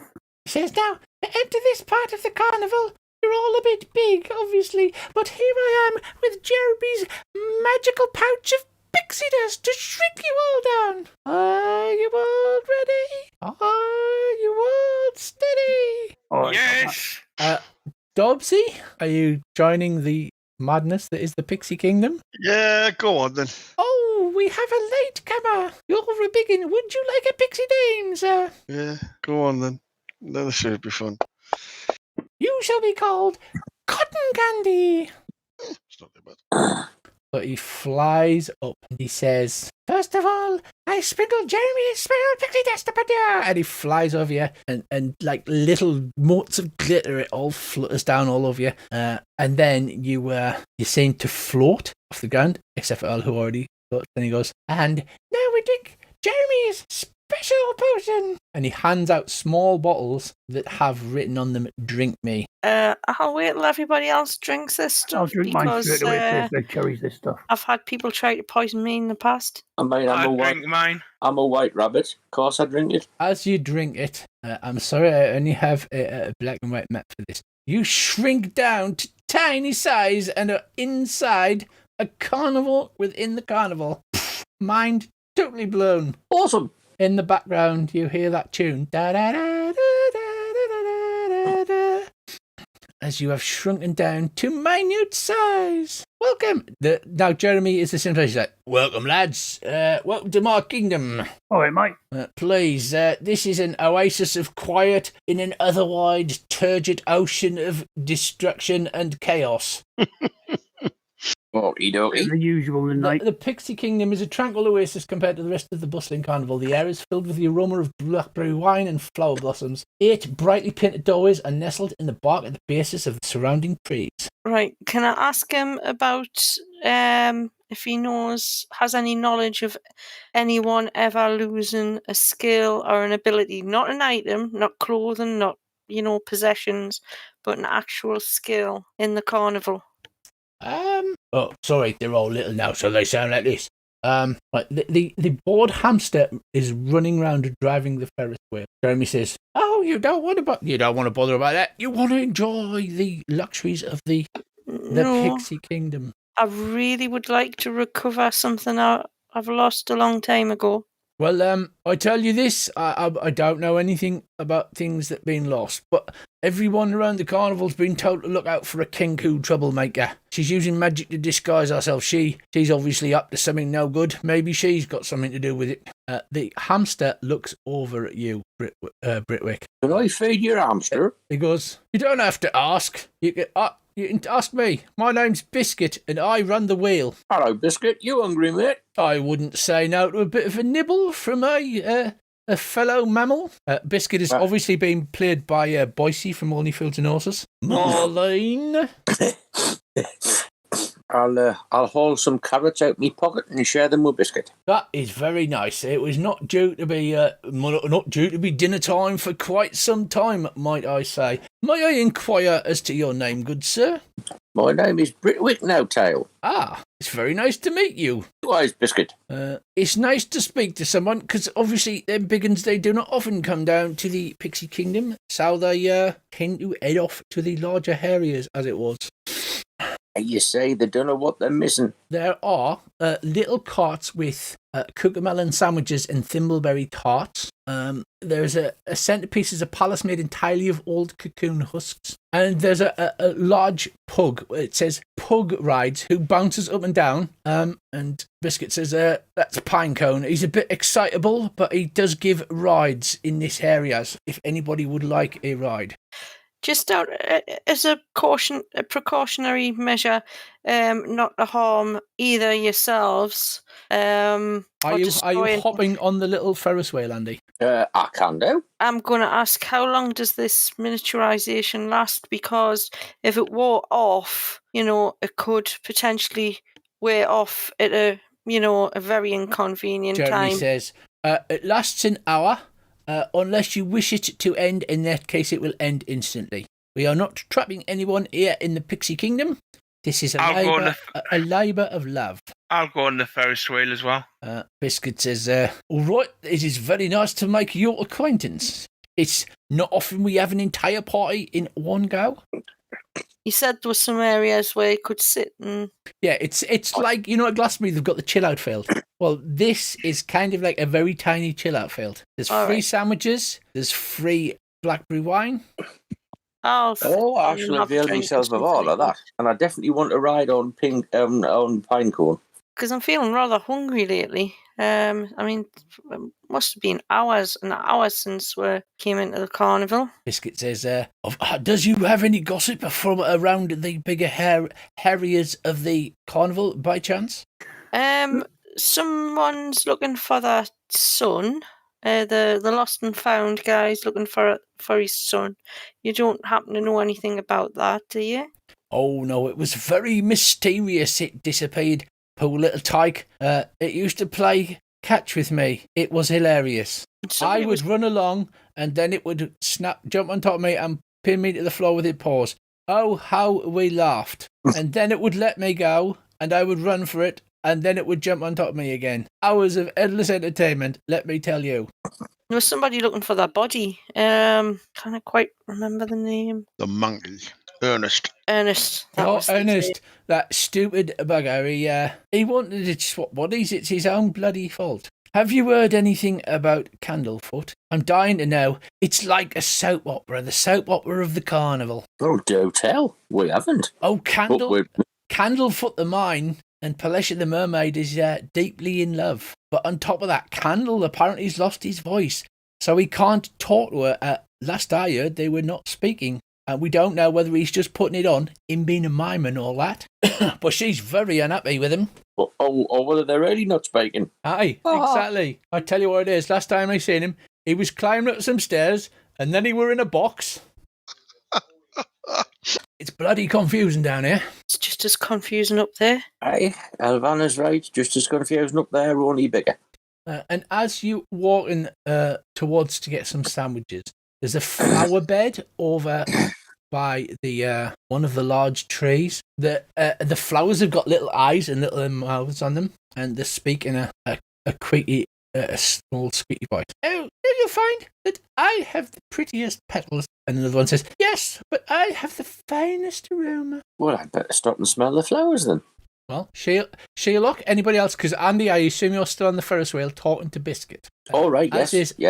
Elvalo went off to get some sandwiches because she was hungry. What about the rest of you three? I'm going to go and smell the flowers. But as you head over to the flower bed, one goes, oh no, don't smell that old trollop. She smells like poo. I smell the finest in all of the Pixie Kingdom. Is that right? So you take a deep sniff. It smells like a flower to you. It smells very flowery. It's a very almost marigoldy smell. So who smells the nicest, says another one. You can smell this. Yeah, smell me. And she bends her little flower face over towards you. I'll give her a smell. You give her a smell. To you, this all smell the same, to be fair. See, she says, I have the most wondrous aroma of all the Pixie Kingdom. You both smell the same to me. Oh, well, that's very nice. Oh, it's just, no, don't mind. It's just a kindness. So, are you saying that we smell equally lovely or equally terrible? Equally beautiful, ladies. Equally beautiful. I want a bouquet of DC beauties. 12 persuasion check from you. Is this wise? They're both titter. You can imagine them almost as Victorian ladies with little fans going, oh, see, oh, this nice pixie says that you're both equally lovely. And the turn on the small one at the back, they go, not you, of course. Right. And over in the corner, you see a large heron's nest. Dobbsy, Sherlock, are you doing anything? I'll check this heron's nest. Yeah, I was just going to say the same. We'll take a wander over. The heron, you head over the heron who, if you can imagine a big matronly woman that sort of puffs her chest out, she nests in a clump of long grasses and turns to regard you and says, oh, hello, so lovely to have visitors, and I have yet to turn cockney. Good evening, you, my lady. Give it time, darling. It's fine. What brings you down to the Pixie Kingdom? Are you just here to chill out and enjoy the sight? Exactly. Away from the hustle and bustle of the rest of the fair and carnival. Oh, how lovely. And to see most beautiful and wondrous creatures such as yourself. Right, thank you, good sir. She flutters her about it and preens her breast feathers with her beak. And as you're chatting away to the various people in the the pixies, you see about half a dozen to a dozen pixies flying about to come over and go, let's have a game of hide and seek. Let's have a game of hide and seek, sorry, because we're big at the minute. Anybody want a game of hide and seek? There's a Yeah, I'll have a game of hide and seek. packet of pixie dust for anybody that Starbug can't find. Yeah, well, if I've finished me ride on the Ferris wheel, I'll play hide and seek with him. Oh, it was lovely to travel with you, Britwick. I would hope that we can have the pleasure again at some other time. Likewise. Who wants to play hide and seek, says Starbug. Prize is a parcel of pixie dust if you can evade me. Yeah, I'll play. I would love to play. So that's Dobbsy, Sherlock, Britwick. Yep. Nutmeg? Yes, no. Nutmeg. Oh, yeah, definitely. Elvana, would you care to join in this pixie hide and seek madness? No, I'm just going to sit here and have some sandwiches. So you sit and have some sandwich. Right, so, before I ask you all stealth roll, where do you wish to hide? You've got the choice of Biscuit Wheel, the Foul Bed, the Heron Nest. I'll hide at the heron's nest. So as you run over to the Heron, where does the rest of you try and hide? I'll try and the hide right and round about the tree. in Biscuit's wheel. Okay, Biscuit's Wheel, round the back of the tree, the Heron Nest, Dobbsy. I will hide in or beside one of the little house thing on Okay. wheels, whatever it is. The little caravan. So as you run off to hide, the pixie goes, 15, 16, 17. You run over to the Heron's Nest and she goes, oh, welcome back, dearie. It's lovely to have you here. As you, I'm hiding. Don't tell. Oh, hiding. That's fascinating. Please do tell me about it. So can I have a persuasion roll from you? A DC 12 persuasion roll. There you go. That's lovely. Please do tell me all about it. And then you go, shh, am I? And she goes, oh, sorry, yes, of course. And then looks the other way and like she starts whistling. Nothing here to see. Nobody's here. La la la la la. Britwick, as you head over to Biscuit, he's like, oh, hello again, Britwick. That wasn't a very long time at all. It's been fantastic to see you. Yeah, we're playing hide and seek with Stardust. Hide and seek with Stardust. Oh, that'll be difficult. He's very good at hide and seek with Stardust. I tell you what, there was this time last week we was playing hide and seek and somebody came over to my wheel and I said to Stardust, there's nobody here, but he wouldn't believe me. He looked and he looked and he looked and we found it and he starts to prattle on incessantly. Biscuit, stum, shush, not a word. I do understand. Hiding and seeking, like. I don't suppose you would have any more of those carrots, would you? Do you mean like these ones? Yes, those ones. I'll waggle some carrots under his nose. But as you waggle the carrots under your nose, he takes them off, he begins to munch. And it silences you. It silences everybody, in fact. Select all PCs, except for Elvanlaw, who's... You watch these lot prancing about and trying to hide behind stuff, Tracy. No difficulty. Highest stealth wins, girls. Here we go. Quest roll. Highest stealth wins. I got fucking 27. Aye, Chihuahua. So slowly, Star comes out. Look at those hide rolls. Everybody The but horse wins. firstly, Sherlock. Starbug leaps out behind you and goes, found you, get back to the tree. Then followed by Nutmeg, and then Britwick, you think you're perfectly hidden, and then you realise you've just got a tiniest bit of your white ear poking over the top of the carriage. Starbug catches you, and he looks about and he goes, "Blimey, of all the things, the big horse, you think he would be the easiest to find, but I can't sudden see him." What do you do, Dobbsy? You're completely unfound. I'll watch him traipse around for another 5 minutes, and then just as he's about to give up, I jump out and scare him. Wah! Bloody hell, he says, "You took 100 years off my life." He says, "The winner of the Grand Pixie Hide and Seek contest, that would be Dobbsy here. And as promised, 1 packet of my very own pixie dust for the use of." Cheers, Governor. And I will drop that. There's a rouse and clap from the pixies. There you go, there's your pixie dust that has been dropped into your inventory. Cheers. As you can see, this game is not shy about, whereas Rhyme and the Frost Maiden was hardly any stuff, this is not shy about giving stuff out. Yeah, but I'm assuming because it's not shy about giving stuff out, we need stuff. This is fun. It's a completely different game. This is just meant for you to have fun, this game. You're not supposed to be dying in a frozen cold wilderness. Everyone's like, yeah, we don't trust you.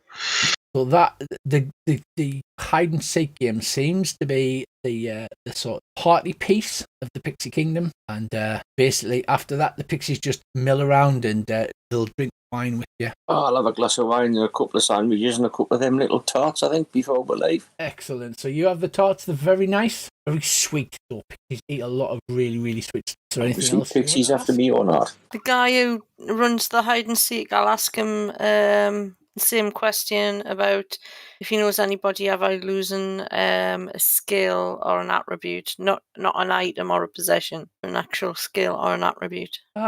He says, "I'm not aware now." He says, "I tell you what, Burley the Bugbear, he lost his brother.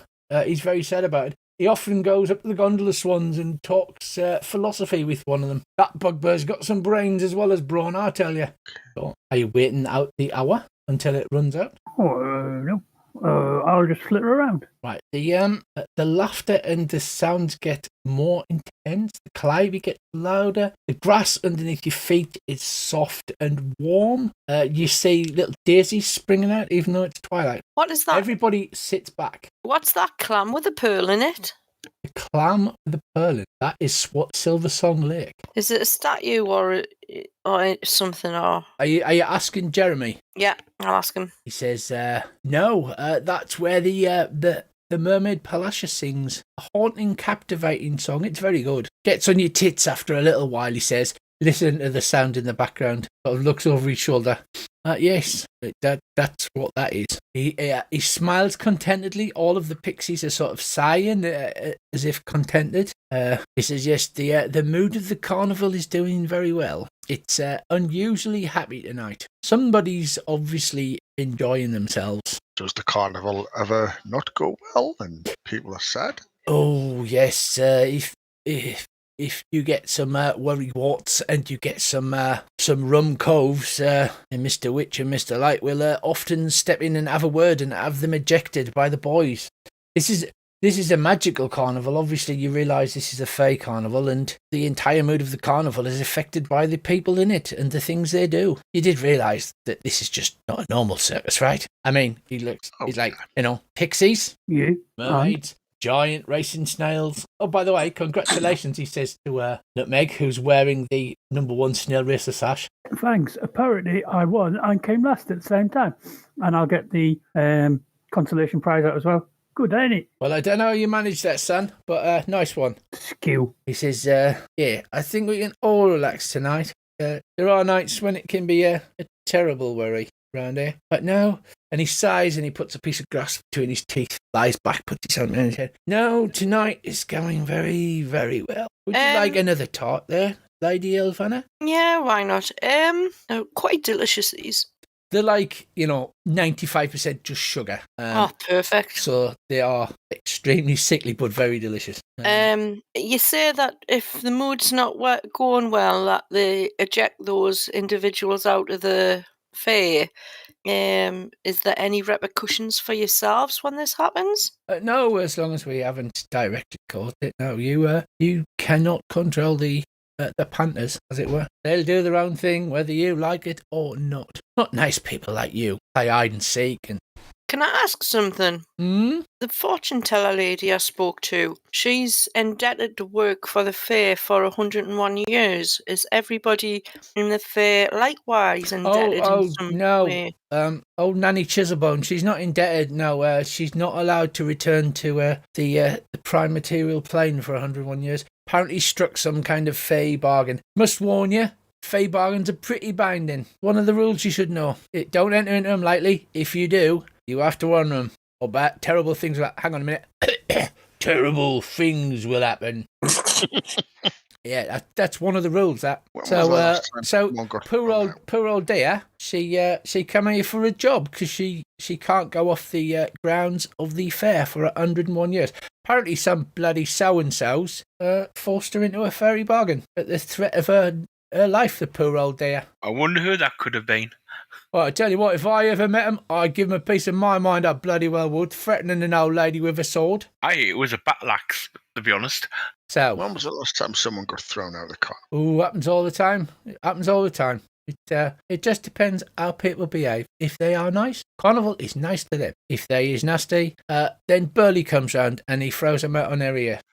How many years ago, Rich, how many years ago did I lose what I lost? When you were a small child, so each person is different, but the Carnival apparently only turns up every 8 years. So it was a good few years ago. I'll ask him anything strange happened at the time that I would have been at the Carnival.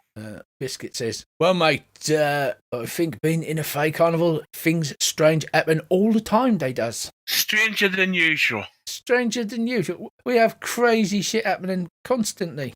Involving a child of the halfling position. Yeah, we get hundreds of kids in here, we do. Hundreds of them. So spending how long do you want to spend in the Pixie Kingdom? You've got a maximum of an hour. I'd go for like half an hour. After this conversation, I'll bid them farewell and thank them for the lovely sandwiches and the cakes and whatnot. He says, "Well, if you're ever passing, please come again. It was lovely to play hide and seek with you." And I'll say it was the gondola coordinator that you said was what the hell they call him? Burley, the big bugbear fella. No, he doesn't hang out there. He just likes talking to the swans. Oh, right. He discusses philosophy with them. That's the word I was looking for. I couldn't think of it. My brain had just melted. Yes, I shall go and have a little chat with him, I think, and see if he might know anything about what I'm inquiring about. But I do thank you for your hospitality. As you head out, he says, the Carnival is so good that Mr. Witch and Mr. Light usually will ask people to have a word to thank them for making the Carnival so happy. I feel that whoever is causing this bout of happiness, it doesn't seem so far away. And you notice everybody's been relaxed. Like I said, they've got bits of grass hanging out of there. Okay. After leaving there, I'll head towards the swans and see if I can find this bugbear. Right, so as you pop up Jeremy once more in his town, he goes, "Goodbye, I'll see you later. Please call back anytime you like."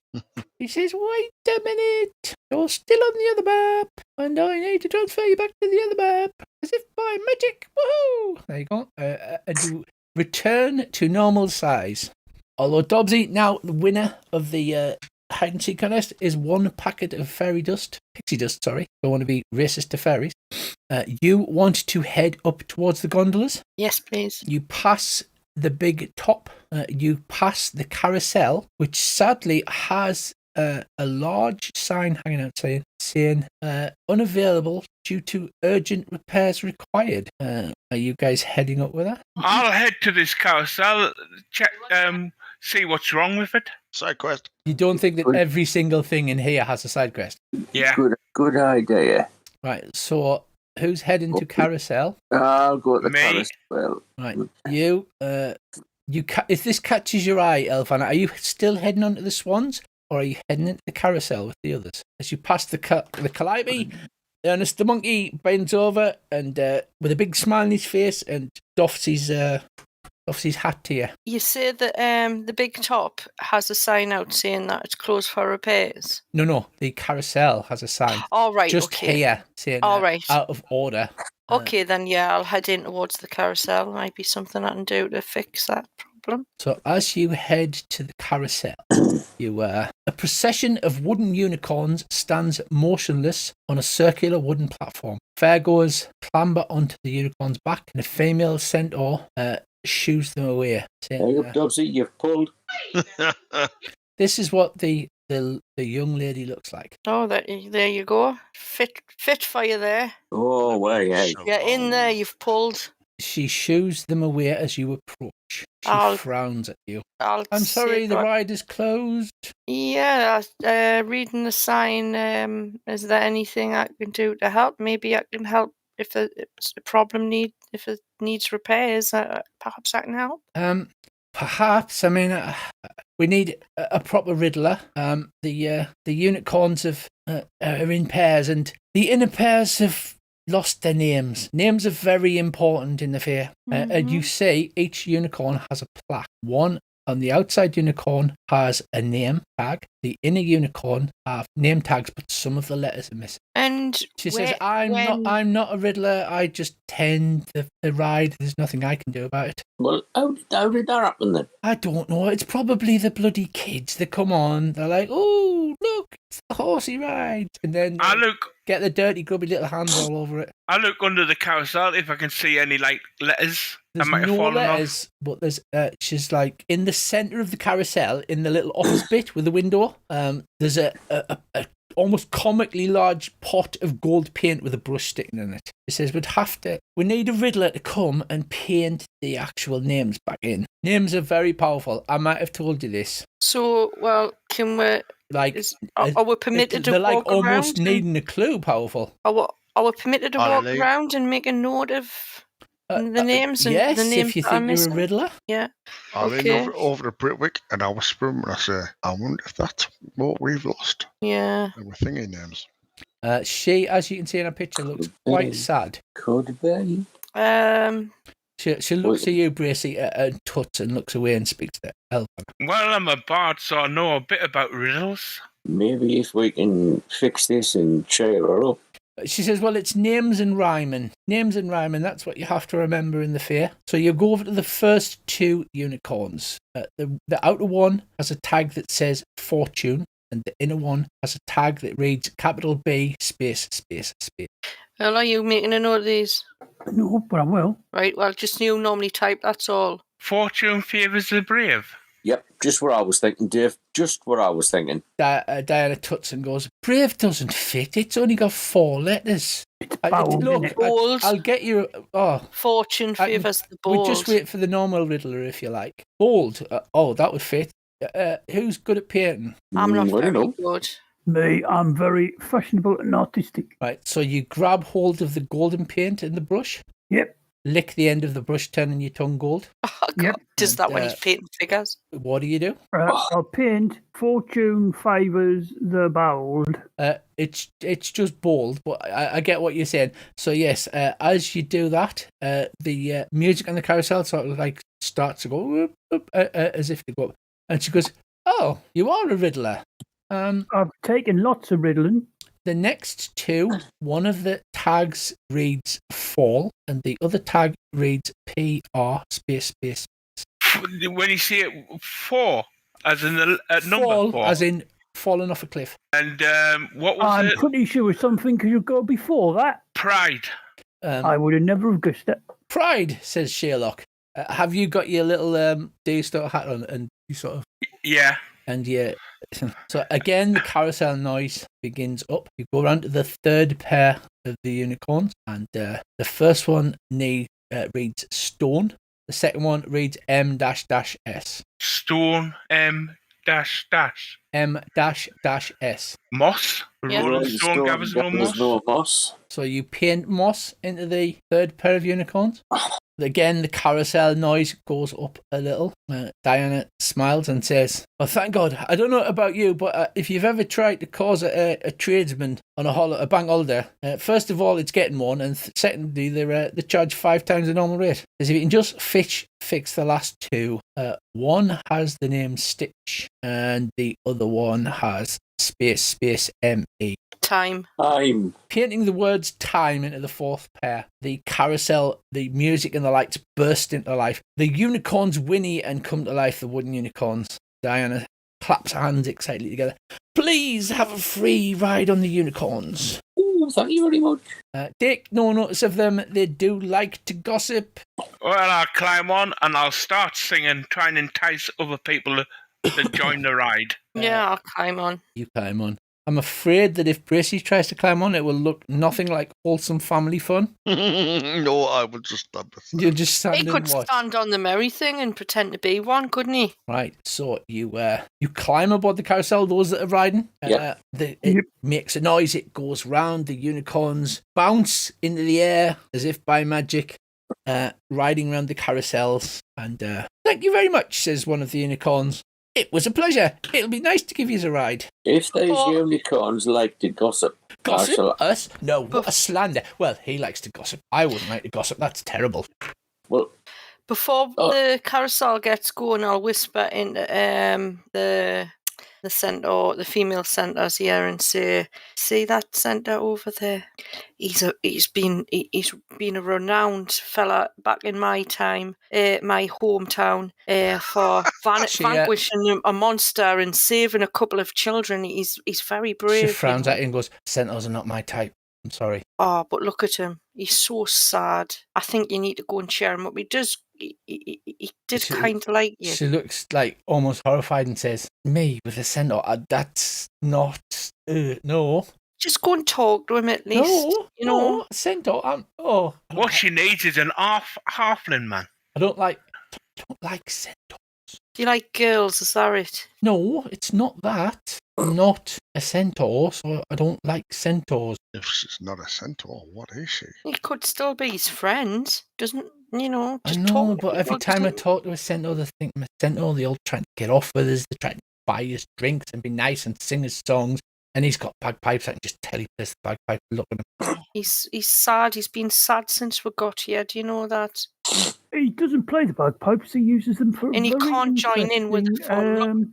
Look at the fun that we're all about to have, and he can't join in. You've got a feel for him, haven't you? She says, "No, I have to put my foot down," and then I'm not a centaur. I got into a fair bargain because my horse died. I got into a bargain and I wished to be closer to meet a horse. And this is what happened. You got into a fair bargain. You might know a little bit about. I'm here to look for something I lost one time when the fair was here when I was very, very little. And it's not a possession. It's this. And I'll whisper in that ear what I've lost. You wouldn't happen to know how I could retrieve it and find it again. No, but that's impossible because you've got wings on. Nobody ever loses anything if they're wearing their wings. That's what I was told in the carnival. As long as keep your wings on, lass. Never take your wings off. I think when I was very, very small, I mightn't have had wings. But I mean, nobody, when you're a very small child, I think I was only about 5 or 6 at that. I didn't know anything about the wings and the bright colours and the music from the carnival. And it might have happened when I didn't have a pair of wings. But, She says, "I'm sad then." I don't know how you would get that back. Well, who did you make a fair bargain with? Maybe I could ask them. I'm not allowed to say it part of the bargain.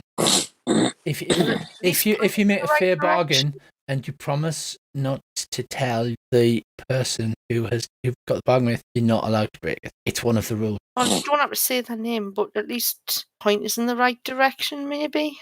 Help a fellow friend out. I can't. As much as I'd want to, you fixed the carousel. As much as I want to, I'm not allowed to reveal anything about the person I made the bargain with. But she looks down at a horse half and went, "But if you have to make bargains, I'd be very careful about the terms of the agreement." I just want it back. What I lost, they took from us. I didn't make any. She looks down and goes, "I know, but sometimes getting things back that you've lost, looking at a horse body, it's not what you imagine it would be.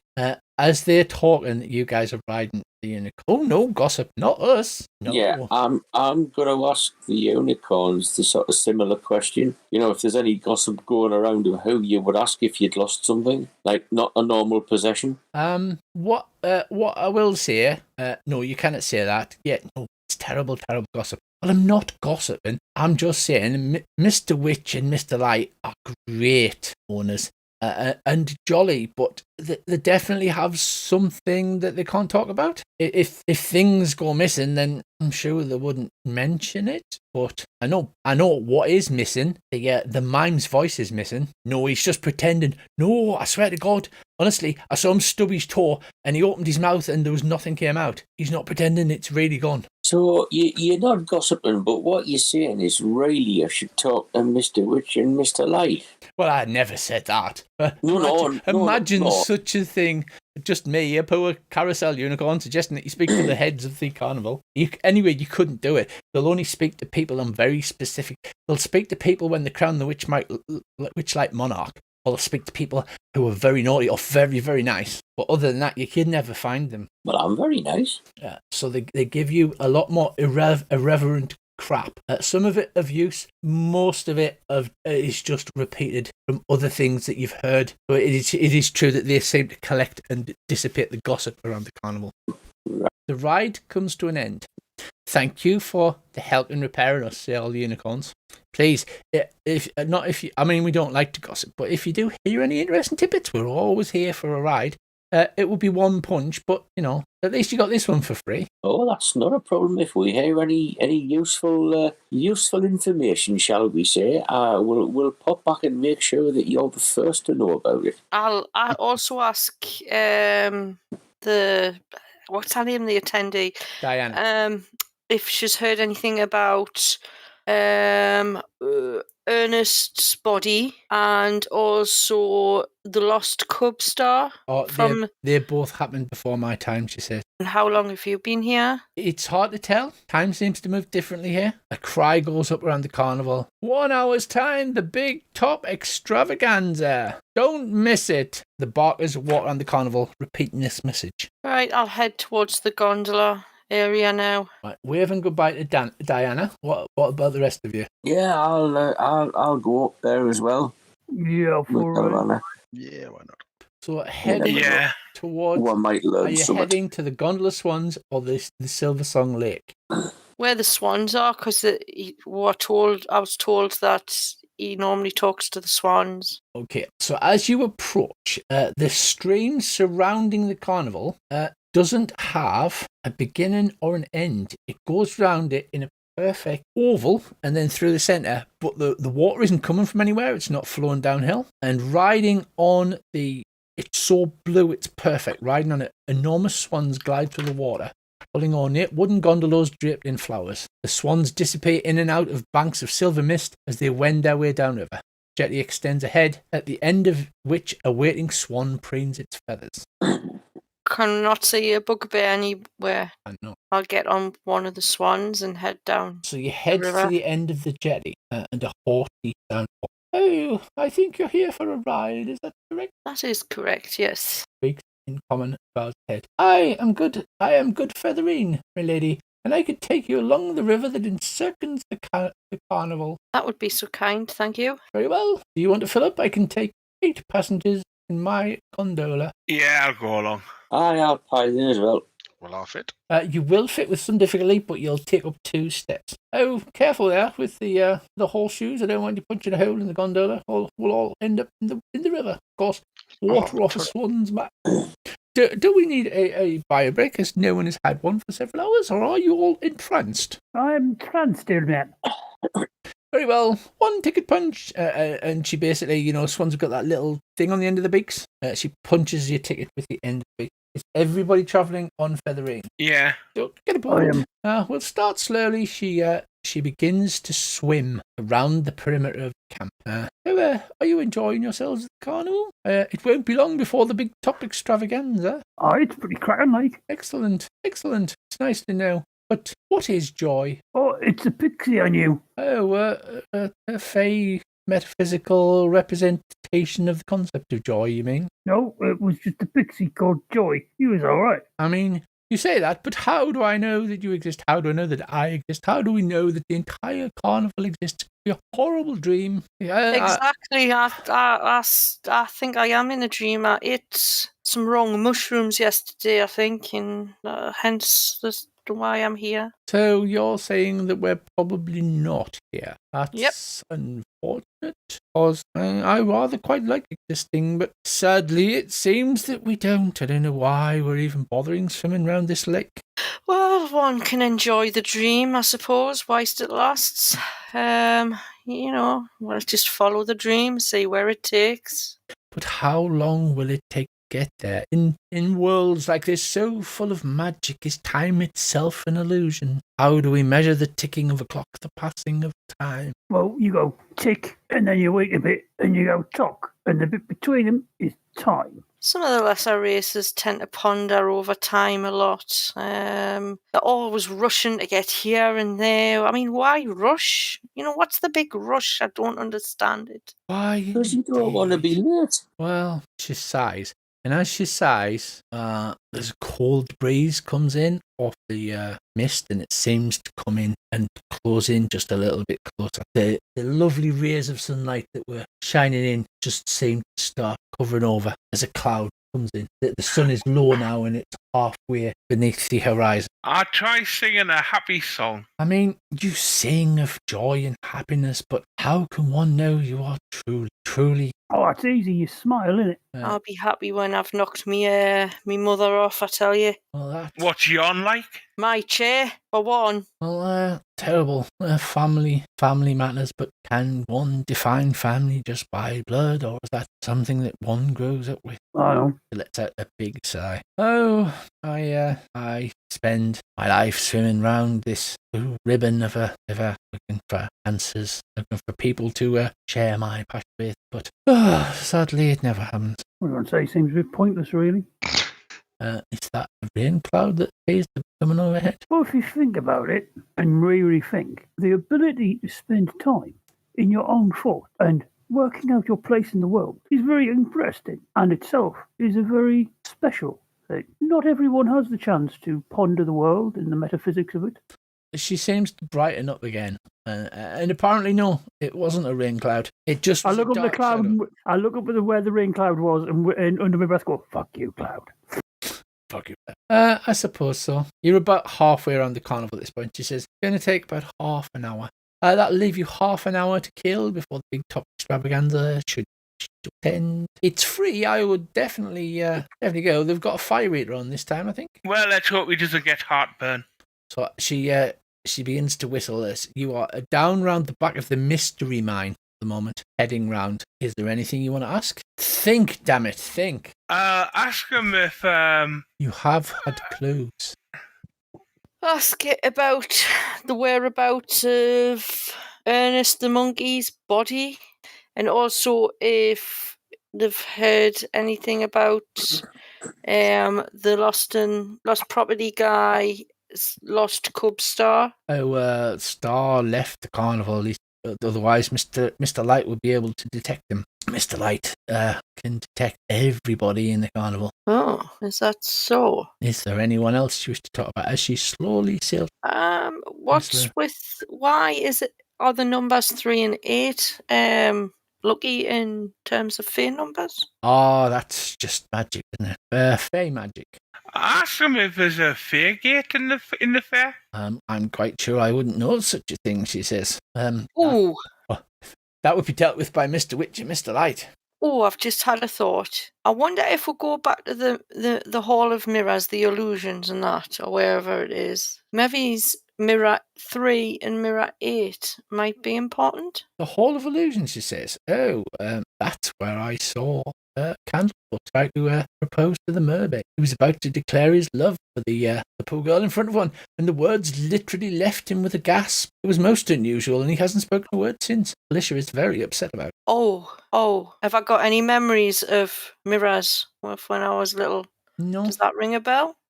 But honestly, yeah, if there were such a thing as a fairy gate in the carnival, then it would be dealt with Mr. Wisdom and Delight. We do not, we're just carnies. We don't deal with anything like that. But Well, I think we should go and investigate them mirrors. If he stood before one and he lost his voice, maybe that might be the avenue by which we've all lost something. perhaps. You seem like a brave fellow. I'll turn and look at Nutmeg with your pink. He's got a pink dressing gown. He's now also wearing. Doesn't want to say dressing gown, but just jacket on. And perhaps you would accompany me to the mirrors. Yeah, all right. The idea is you don't go in there first. You get some poor schmuck to go in. You seem like not have an internal dialogue there. If you're doing something secret, you should keep it to yourself. My old watchguard told me that. Oh, I see. No, my mind's just elsewhere. I've got loads on my mind at the moment. Ask the Swan if she's, in all the time she's been round, if she's seen many people, children sort of thing, try to sneak in so they don't get their wings. I've seen a few over the years, to be fair. They tend to disappear fairly quickly, so I assume the Witchlight hands grab them, take them back to the parents, that kind of thing. Gosh, when I wake up, I hope I remember this dream because it'll make for a good story back home, right in the kingdom, I suppose. Yes, I don't get to speak to many people. I mean, Burley does come to see me now and again, but most of the guests that I have the pleasure of dealing with do not have such a magnificent mild death, such a hairy though he may. So where does he hang out when he's not talking to you? Oh, he's in the staff area. He's the main bouncer.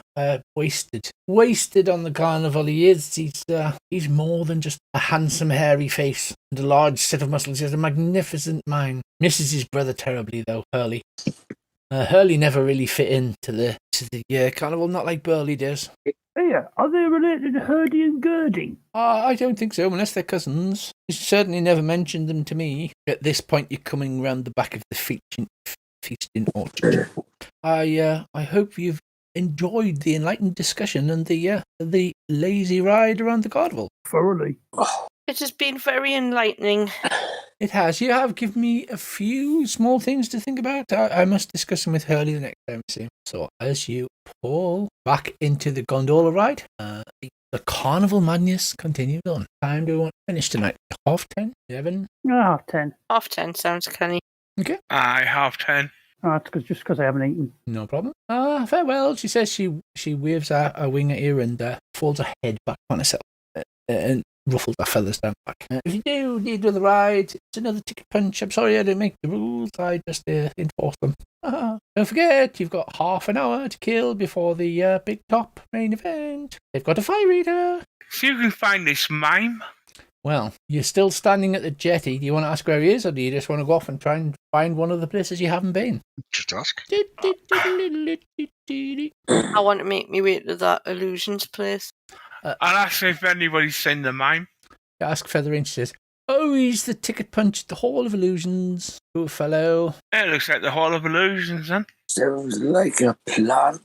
Right, so people are starting to mill towards the big top, but you rush past the big top towards Hall of Illusions, a large tent with wooden planking outside.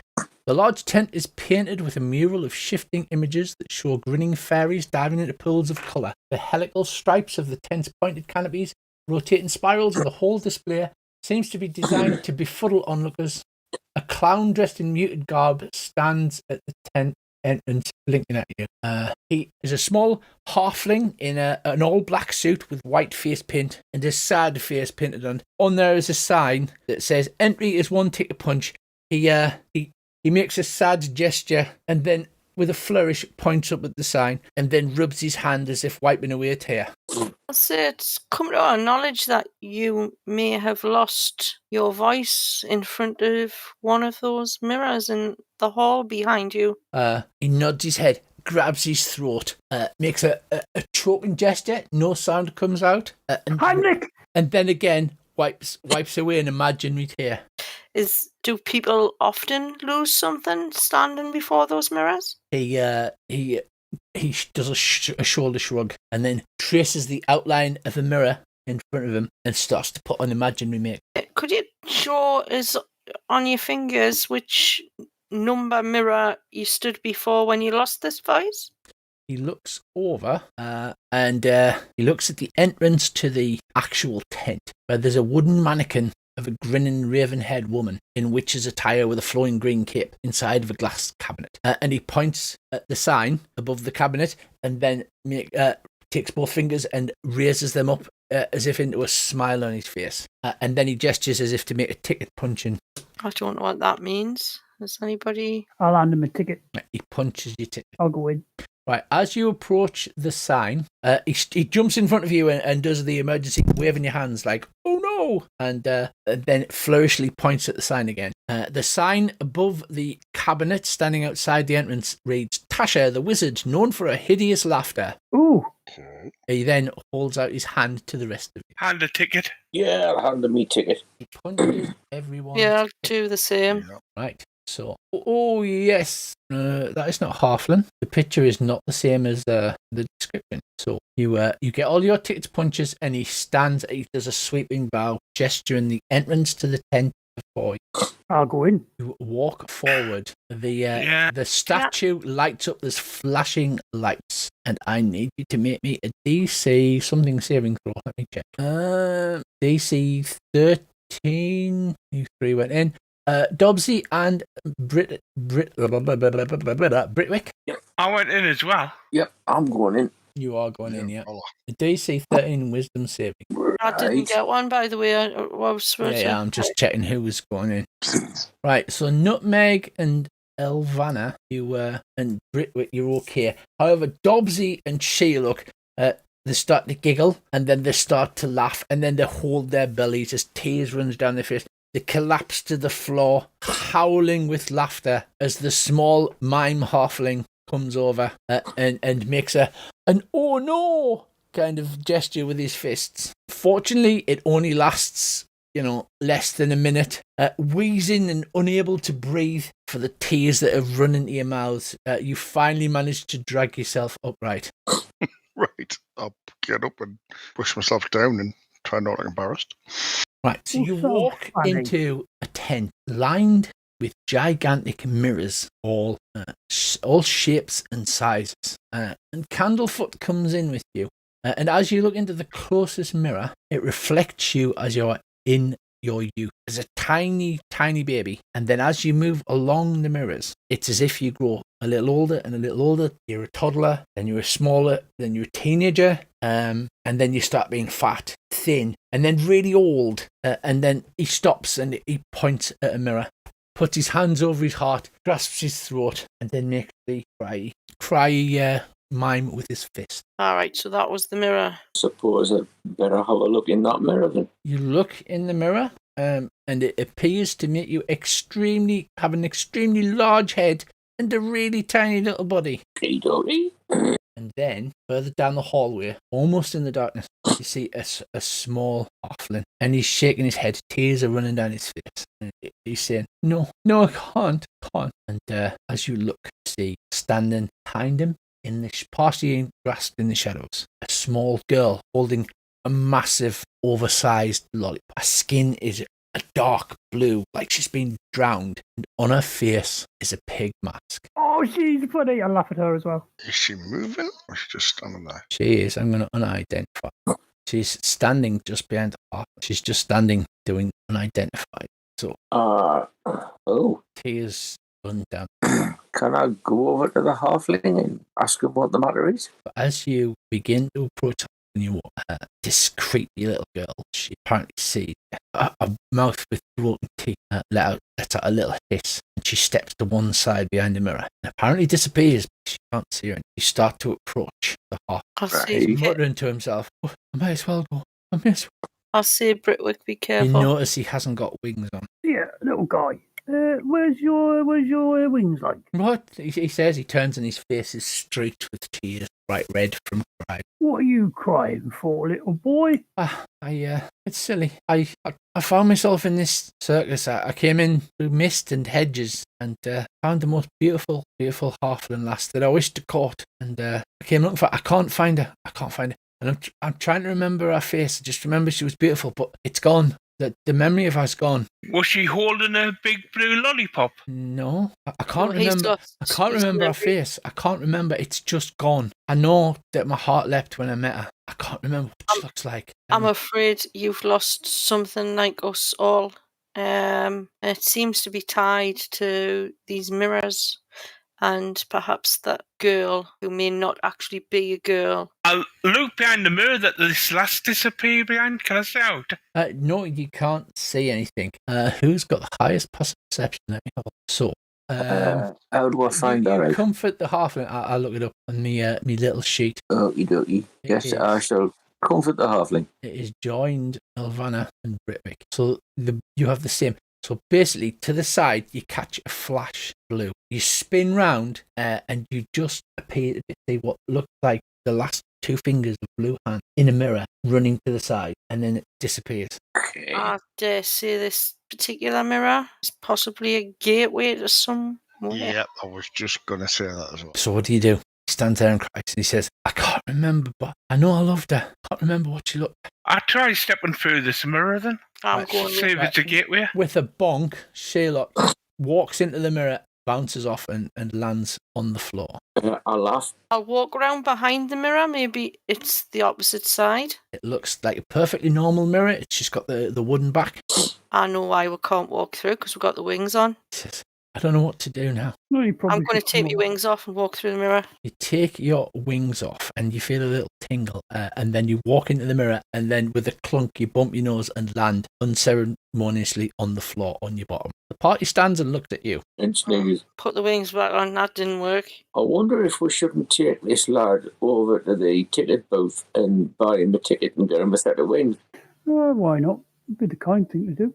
What's at the end of this hall of mirrors? It just winds round in a loose loop and comes back to the entrance.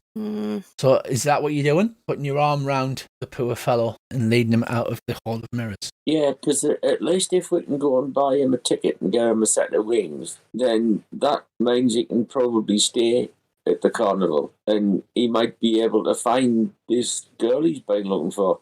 It's true. Putting your arm around him, you lead him sobbing out of the carnival and back to the ticket booth. The ticket purveyor goes, God, used your tickets already, have you? Not quite, but I want to buy a ticket for this young gentleman here. Snaked in without a ticket. Look, he takes his spyglass and looks over the top. That's, He appears to have mislaid his ticket. I see. Very well, that'll be 8 silver pieces. And don't forget your wings this time, me lad. If I've took mine off for a split second and put them back on, will I be alright? They were itching me back. You should be, yes. Okay. I wouldn't recommend leaving them off for any period of time, though. As you're doing this, you notice it's become like an Indian summer. It's gone really warm. Every child is walking around with at least 3 balloons and an ice cream with 2 extra scoops of chocolate ice cream on the top. The calliope is going crazy, and the grass is soft and lush and green. And although the sun is almost beneath the horizon, a nice warm ray has shone out and covered the entire surface of the Witchlight Carnival. You buy the lad his ticket, and up, walking up to you is a bugbear wearing dungarees, fairy wings, and a helmet made from a jack-o'-lantern. He approaches you. Follow me, he growls. Management wants to see ya. That's where we'll leave it for tonight. Oh, gosh.